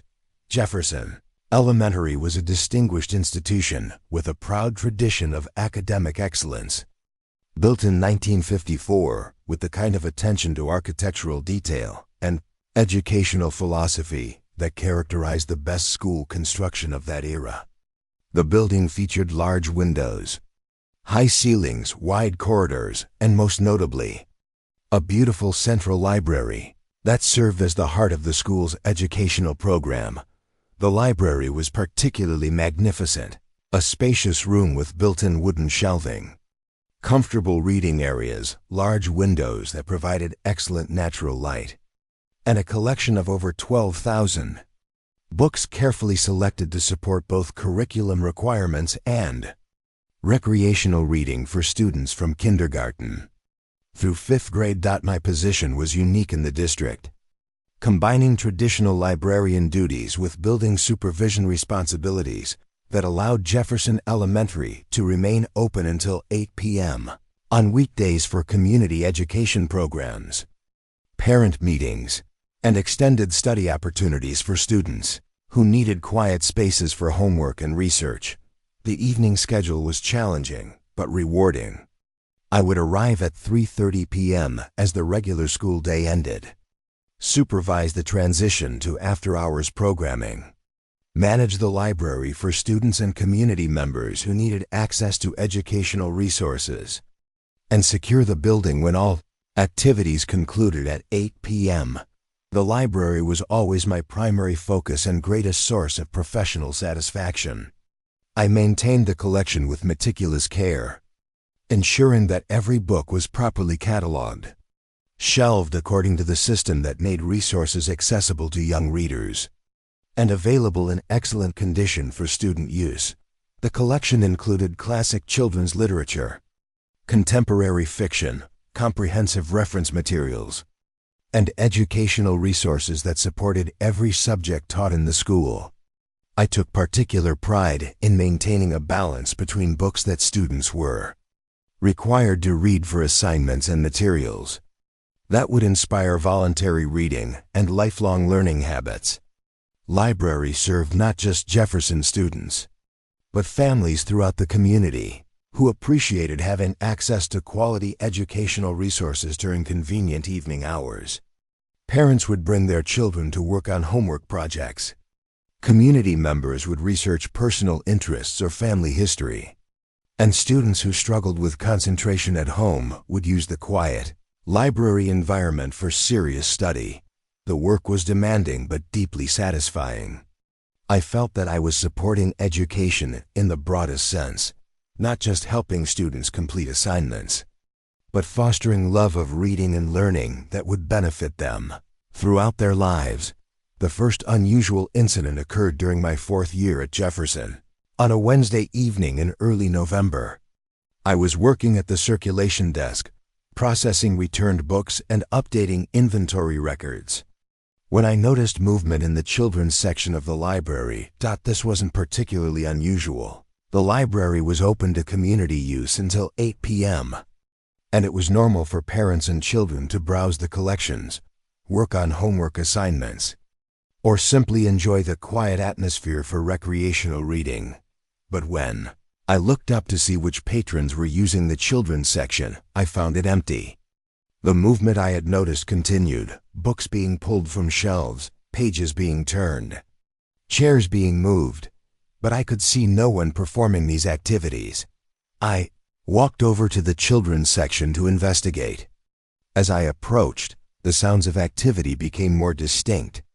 I could hear children's voices, whispered conversations, soft laughter, the kinds of sounds that young readers make when they discover something interesting or amusing in their books, but the children's section remained visibly empty. The sounds were clear and immediate, as if I were surrounded by young people engaged in reading and studying. But I could see no one present in the area. I stood among the child-sized tables and chairs, listening to the phantom sounds of learning taking place all around me. I could hear specific activities, someone reading aloud in a whisper, another child practicing pronunciation of difficult words, the soft sound of pencils writing in notebooks, the gentle thud of books being closed and reopened.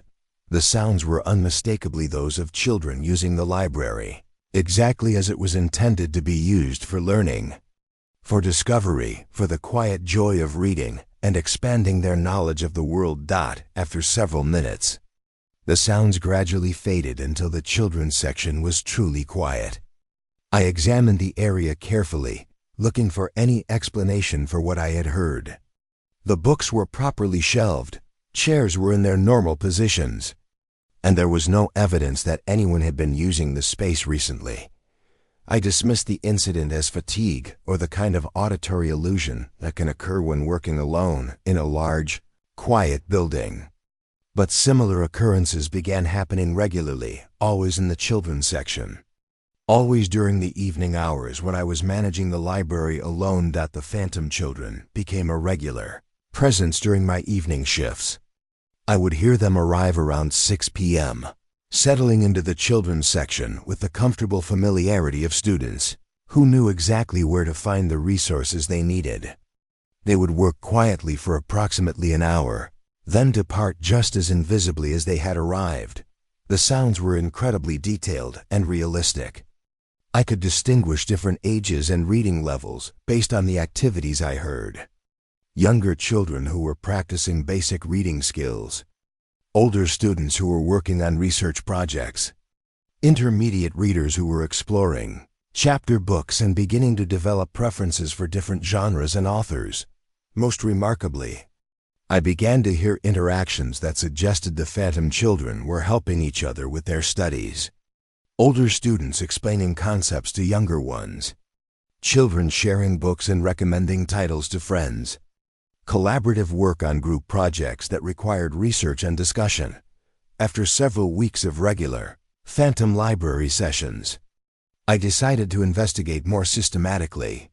I began keeping detailed notes about the timing and nature of the activities I heard, documenting patterns and trying to understand what was happening in my library. The phantom children were remarkably consistent in their behavior. They always arrived around 6 p.m. and departed by 7 p.m.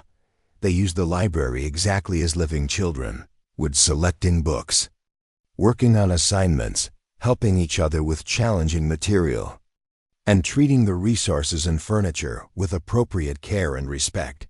Their academic activities suggested they were working on educational content appropriate for elementary school students. I could hear spelling practice, arithmetic problems being discussed, reading comprehension activities, and research projects on topics that aligned with typical elementary curriculum standards. Most importantly, they seemed to love reading and learning.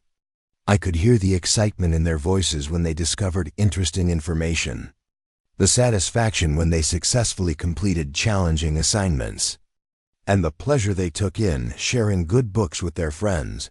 After 2 months of regular phantom library sessions, I decided to acknowledge their presence directly. During one of their evening study sessions, when the sounds of their activities were particularly clear and engaging, I spoke aloud to the empty children's section.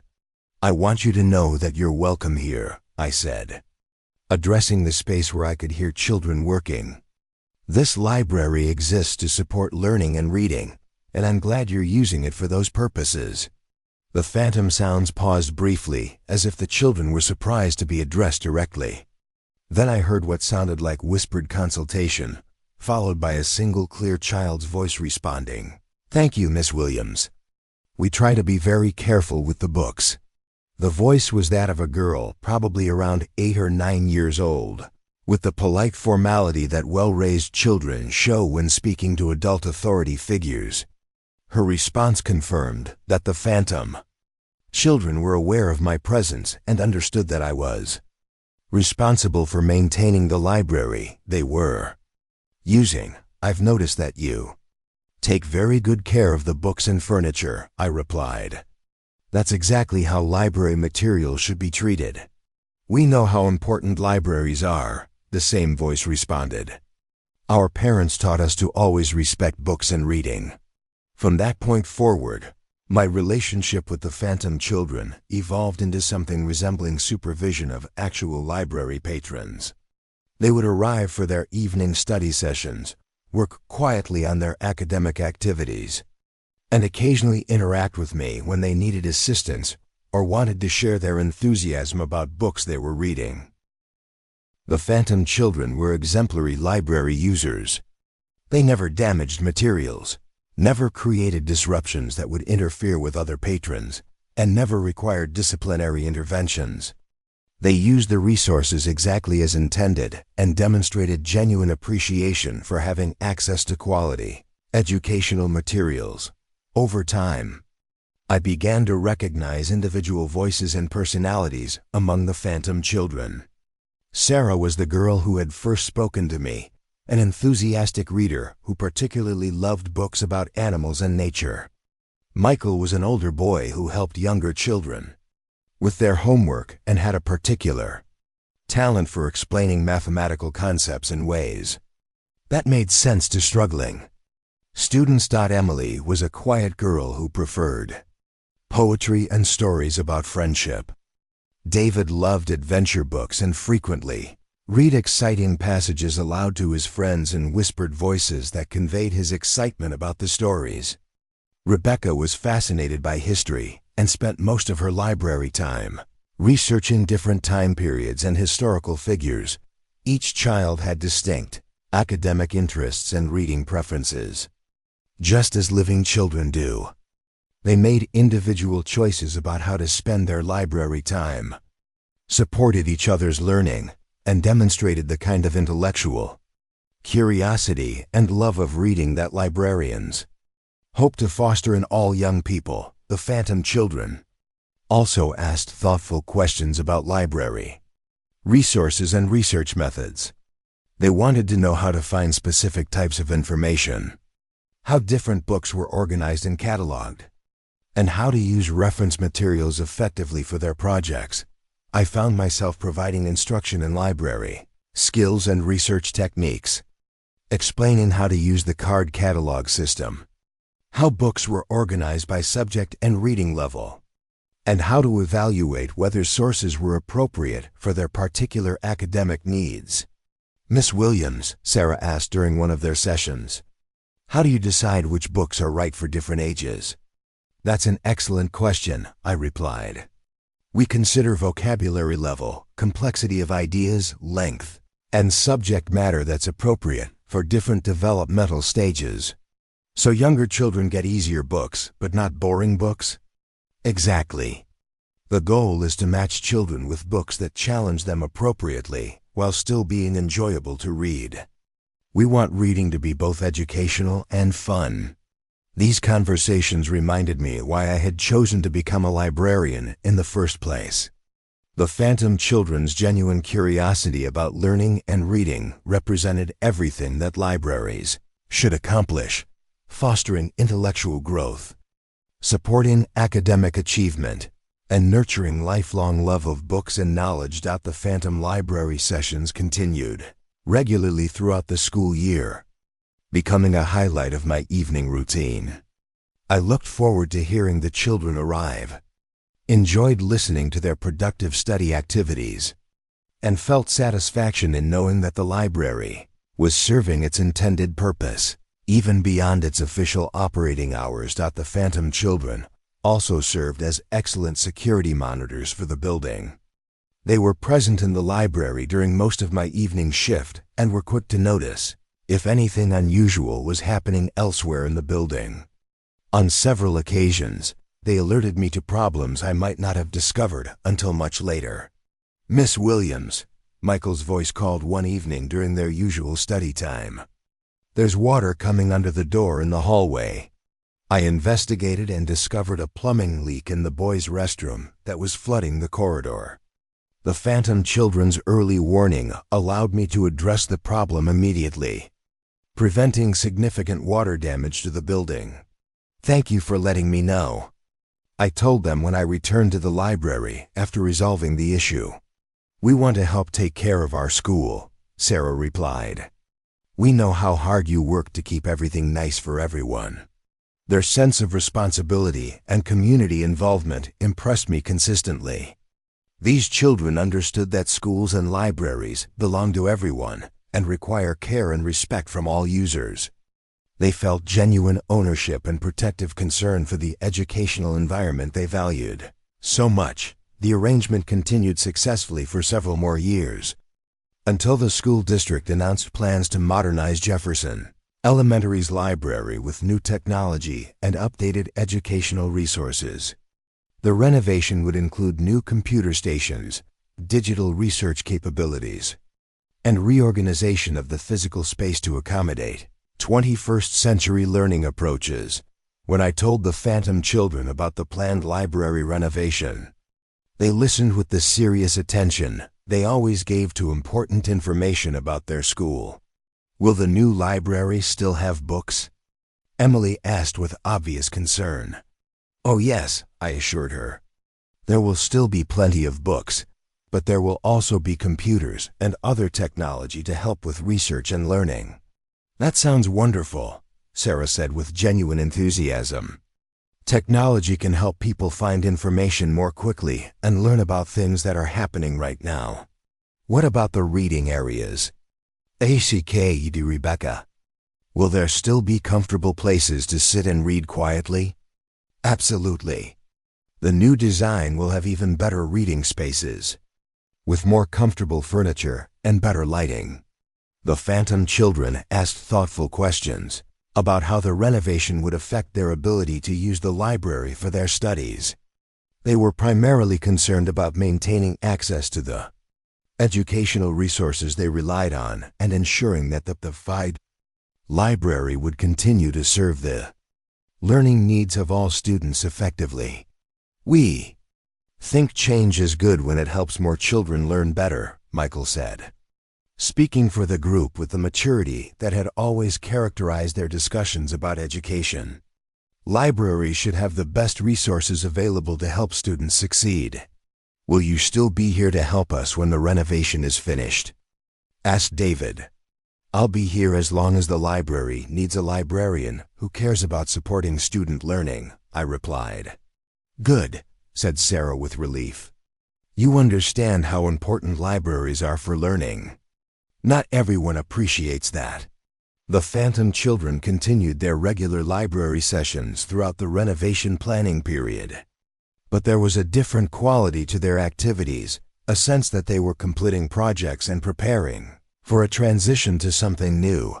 During their final weeks in the original library, they seemed to spend extra time with their favorite books, revisiting materials that had been particularly important to their studies.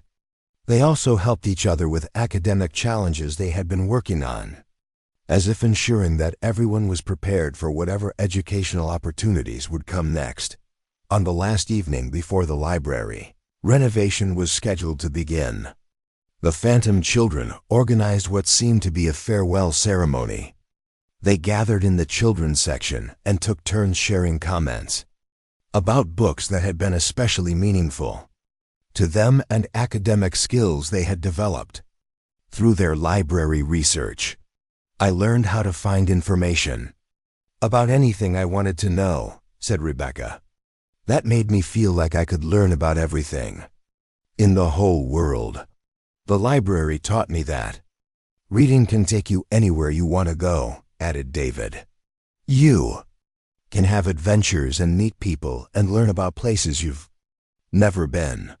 I learned that there are always people who want to help you learn, said Emily, Miss Williams, and the books, and even each other. There's always support for learning when you really want to do it. Sarah, who had been the first to speak to me directly, offered the final comment for the group. We learned that libraries are magical places where knowledge and imagination come together. We'll never forget how much we learned here. I felt deeply moved by their appreciation for the educational opportunities the library had provided.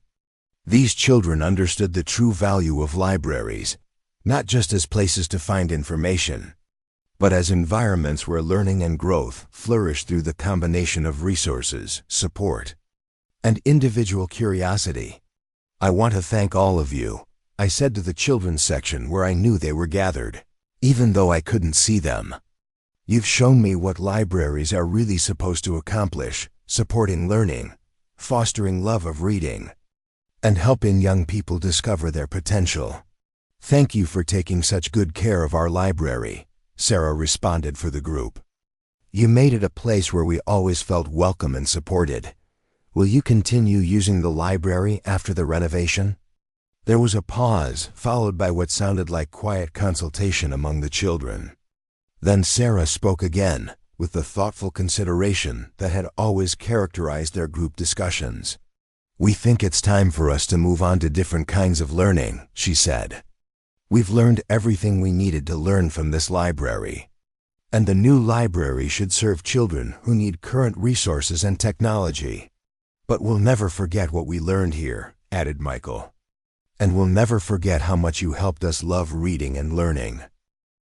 The Phantom children spent their final session reading together quietly, sharing favorite passages from books that had been particularly important to their academic and personal growth.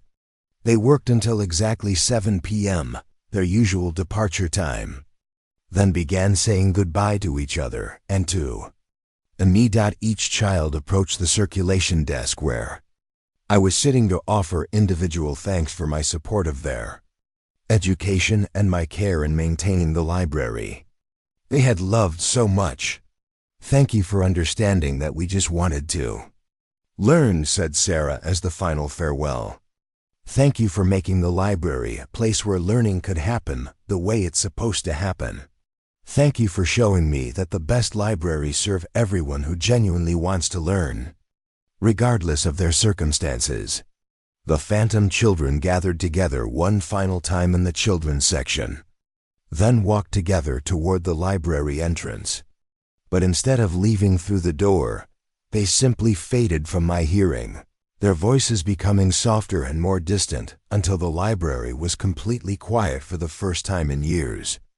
Story 5, The Graveyard Janitor. My name is James Morrison, and I worked as the overnight custodial supervisor at Washington High School for 13 years, responsible for deep cleaning, maintenance, and security of a facility that served 1,200 students and housed one of the most successful athletic programs in the state.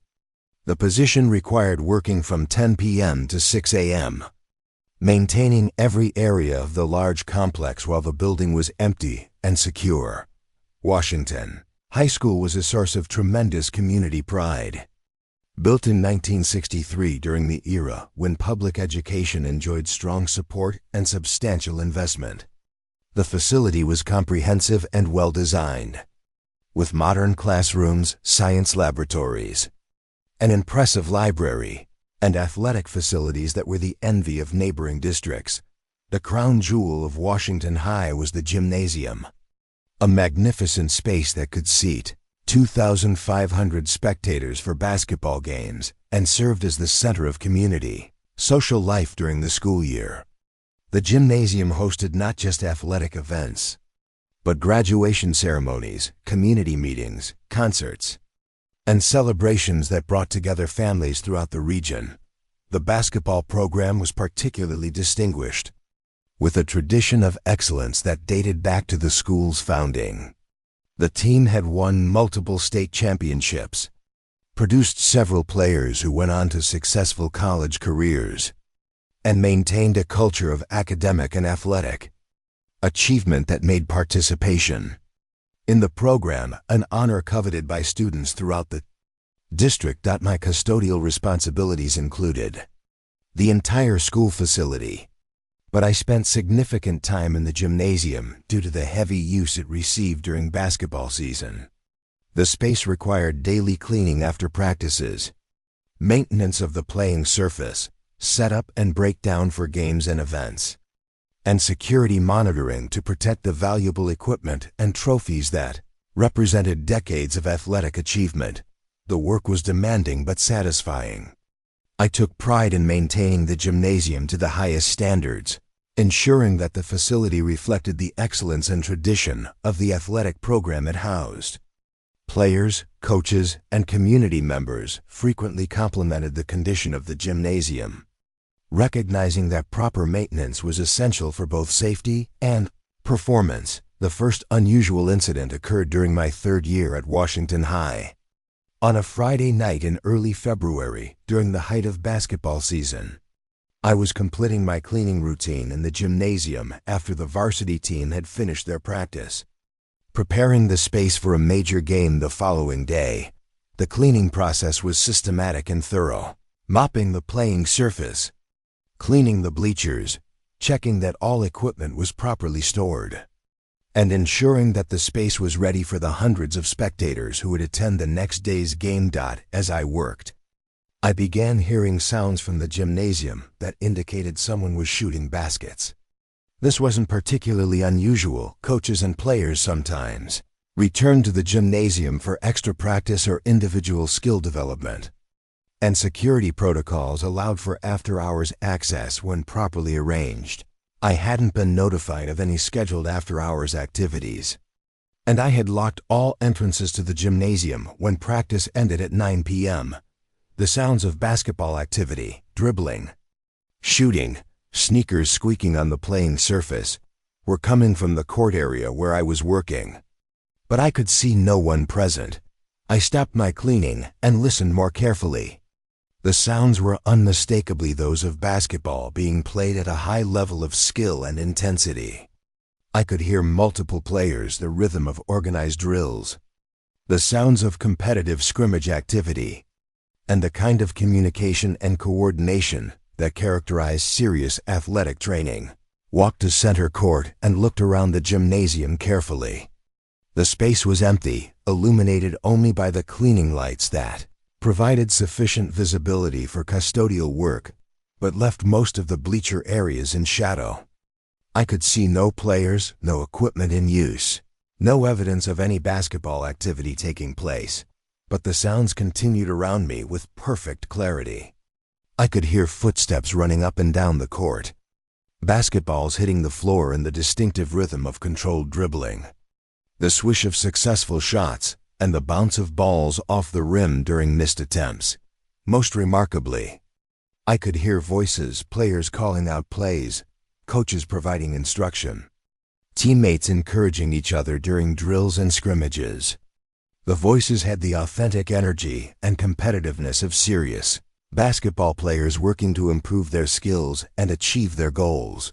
I stood at center court for several minutes, surrounded by the clear sounds of intensive basketball practice, while seeing nothing but an empty gymnasium. The cognitive dissonance was profound. My ears insisted that I was in the middle of active athletic training, while my eyes confirmed that I was alone in the space. The phantom basketball activity continued for approximately 30 minutes, with the natural rhythm and variation of real practice sessions. I could distinguish different types of drills, shooting practice, defensive positioning, scrimmage games, conditioning exercises, all conducted with the discipline and focus that characterized championship-level athletic programs. At approximately 11 p.m., the sounds gradually decreased and then stopped entirely. The gymnasium became completely quiet, with only the hum of ventilation systems and the distant sounds of late-night traffic filtering in from outside. I completed my cleaning routine and security check, but the incident left me deeply puzzled. The sounds had been too detailed, too realistic, and too consistent to dismiss as imagination or acoustic anomalies. I had worked in athletic facilities for over 20 years and knew the sounds of real basketball practice intimately. The phantom basketball activities began occurring regularly, typically 3 or 4 nights per week during basketball season. The sessions always started around 10:30 p.m. and continued until approximately 11 p.m., following the same timing pattern that characterized the current team's practice schedule. I began documenting the occurrences, noting the timing, duration, and nature of the phantom activities I heard. The pattern was remarkably consistent, always serious, high-level basketball training, always conducted with the kind of discipline and organization that suggested experienced coaching and motivated players. The phantom team seemed to be working on comprehensive skill development and team coordination. I could hear individual shooting practice, defensive drill work, offensive system training, and competitive scrimmage activities that covered all aspects of basketball fundamentals and strategy. Most importantly, I could hear the voices and interactions that indicated strong team chemistry and mutual support. Players encouraged each other during difficult drills, celebrated successful plays, and demonstrated the kind of unity and commitment that characterized championship teams. After several weeks of regular phantom practices, I decided to investigate more actively. I positioned myself in the gymnasium before the expected start time, hoping to observe whatever was creating the realistic basketball sounds. I had been hearing at exactly 10:30 p.m. The phantom activity began around me.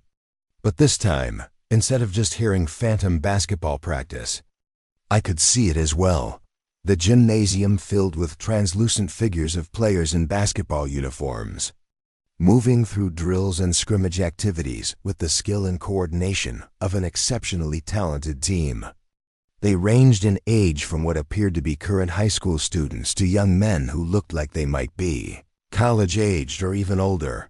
The phantom players wore uniforms from different eras of Washington high basketball, representing various decades of the program's history. Some wore the modern uniforms I recognized from current teams. Others wore older styles that dated back to the 1970s and 1980s. And a few wore uniforms that appeared to be from the school's earliest years, despite representing different time periods. They played together with remarkable unity and coordination. Older players provided leadership and instruction to younger ones, sharing techniques and strategies that reflected decades of accumulated BASCETBALL knowledge and experience. The Phantom team was coached by several translucent figures who stood along the sidelines, providing instruction and encouragement with the expertise and dedication of coaches who had devoted their careers to developing young athletes. These coaches also represented different eras, from contemporary figures to older men whose coaching styles and terminology suggested they had worked during earlier periods of the program's history. I watched in fascination as the Phantom team conducted a comprehensive practice session that covered every aspect of basketball training. They worked on individual skills, team coordination, game strategy, and competitive conditioning with the intensity and focus of players preparing for championship competition. The practice was authentic and purposeful, with the kind of attention to detail and commitment to excellence that had made Washington High basketball legendary in the region. Every drill was executed with precision, every instruction was followed with discipline, and every player demonstrated genuine dedication to individual and team improvement. During a break in the action, one of the Phantom coaches approached me with the friendly professionalism of an educator accustomed to interacting with school staff and community members. "Good evening, James," he said, his voice carrying the warm authority of someone who had spent decades working with young people. "I'm Coach Mitchell, and I want to thank you for taking such excellent care of our gymnasium." I recognized the name from the trophy cases and historical displays in the school's main hallway. Robert Mitchell had been Washington High's head basketball coach from 1968 to 1987. Leading the team to 4 state championships and establishing many of the traditions that continued to define the program. "It's an honor to meet you, Coach Mitchell," I replied, genuinely moved by the encounter. "Your team's achievements are legendary around here." "Thank you," he said with the humble pride of someone who had always understood that success belonged to the players and the community that supported them. "But we couldn't have achieved any of it without proper facilities and dedicated support staff like yourself." He gestured toward the Phantom players, who were continuing their practice with focused intensity. These young men represent every era of Washington High basketball players who gave their best effort to the program and learned valuable lessons about teamwork, dedication, and perseverance. "What brings you all back to continue practicing?" Coach Mitchell smiled with the patient understanding of an educator who had spent decades explaining important life lessons to young people. "Basketball was never just about winning games for us. It was about teaching character, building community, and helping young men discover their potential. That mission doesn't end when players graduate or when coaches retire." I looked around the gymnasium at the Phantom players, who represented different generations but shared the same commitment to excellence and mutual support that had always characterized Washington High basketball. "Are they still learning, even now?" "Always," Coach Mitchell replied with certainty. "The lessons that sports teach, perseverance through adversity, supporting your teammates, striving for excellence, representing your community with pride. Those are lessons that continue throughout life, regardless of circumstances. I spent the remainder of the Phantom practice session watching the players work together with remarkable dedication and skill. They demonstrated not just athletic ability, but the character traits that Coach Mitchell had described, encouraging teammates who struggled with difficult skills, celebrating each other's successes, maintaining high standards regardless of fatigue or frustration. The Phantom team also included players I recognized from the trophy displays and newspaper clippings that chronicled Washington High's basketball history.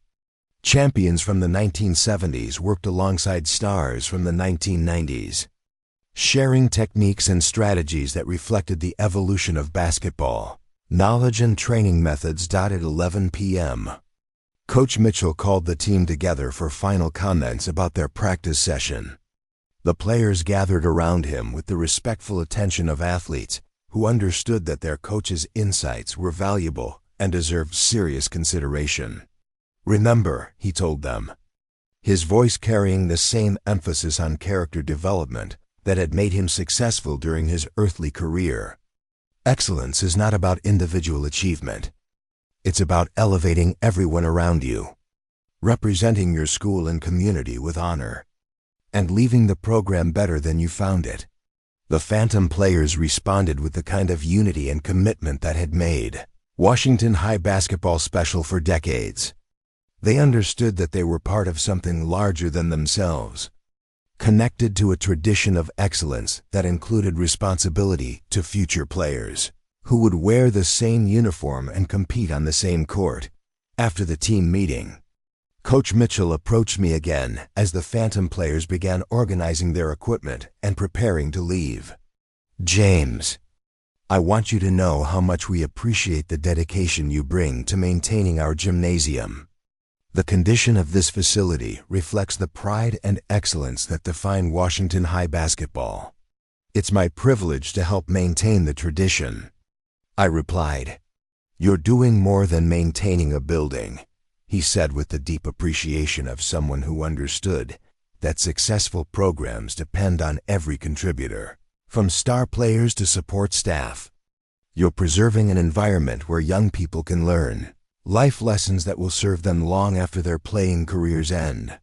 From that night forward, my relationship with the Phantom basketball team became a highlight of my work routine. They continued their regular practice sessions, and I began timing my gymnasium cleaning to coincide with their activities, finding their presence inspiring and motivating. The Phantom team maintained the highest standards in every aspect of their practice sessions. They demonstrated perfect sportsmanship, supported teammates unconditionally, and approached every drill with the kind of positive attitude that made coaching enjoyable and rewarding. They also served as excellent security monitors for the building.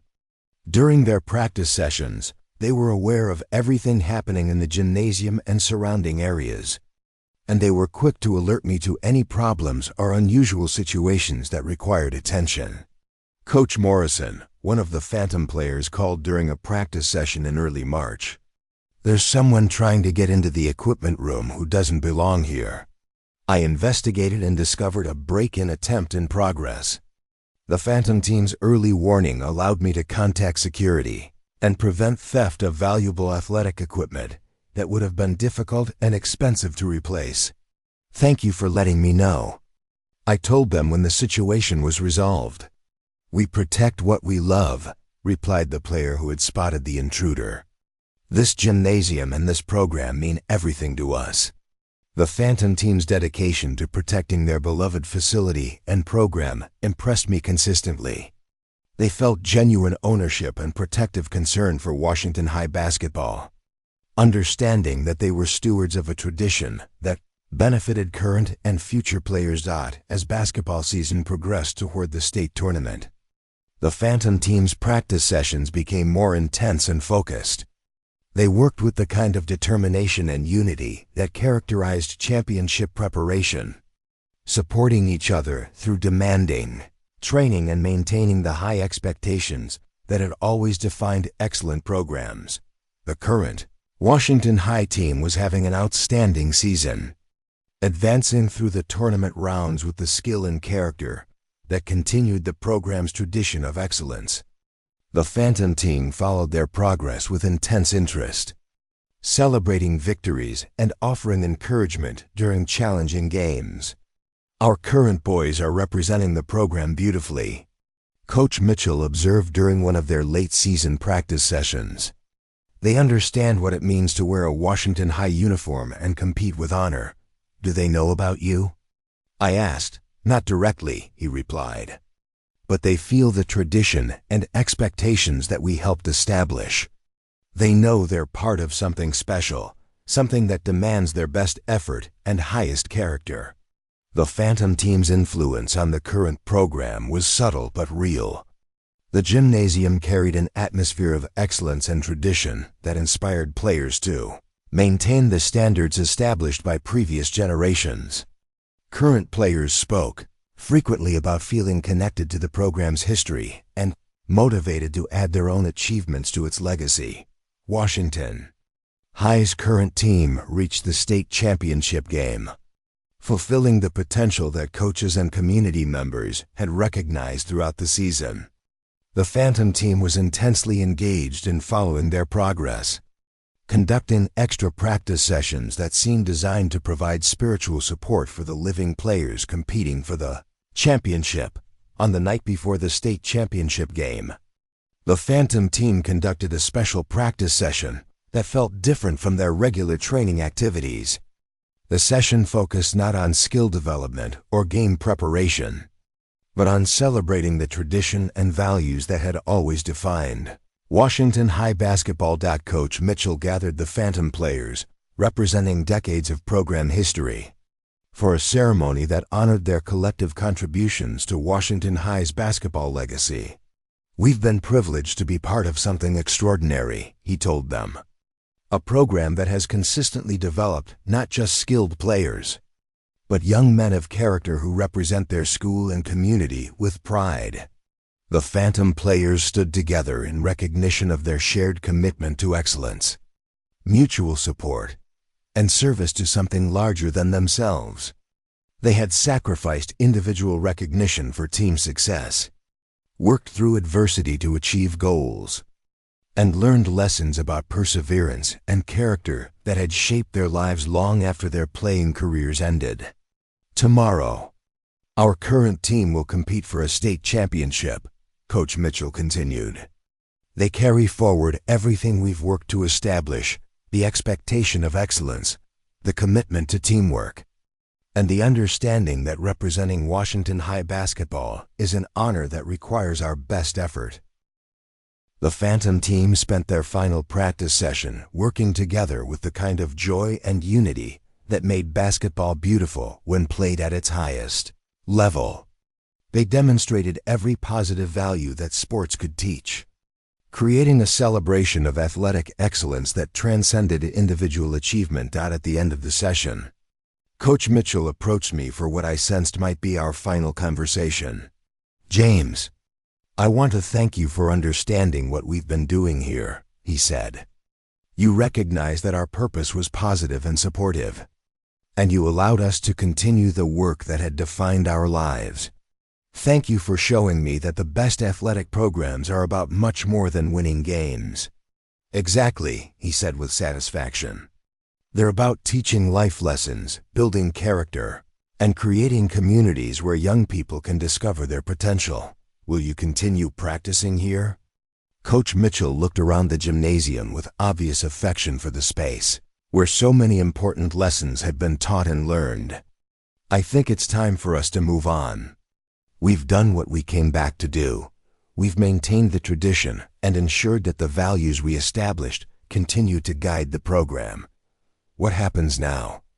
Now we trust that the current coaches and players will carry forward what we've built, he said with the confidence of someone who had always understood that true success was measured by the continuation of positive values rather than individual recognition. The Phantom team gathered together one final time at center court, the same spot where they had celebrated championships, learned from defeats, and discovered that excellence was about much more than athletic achievement.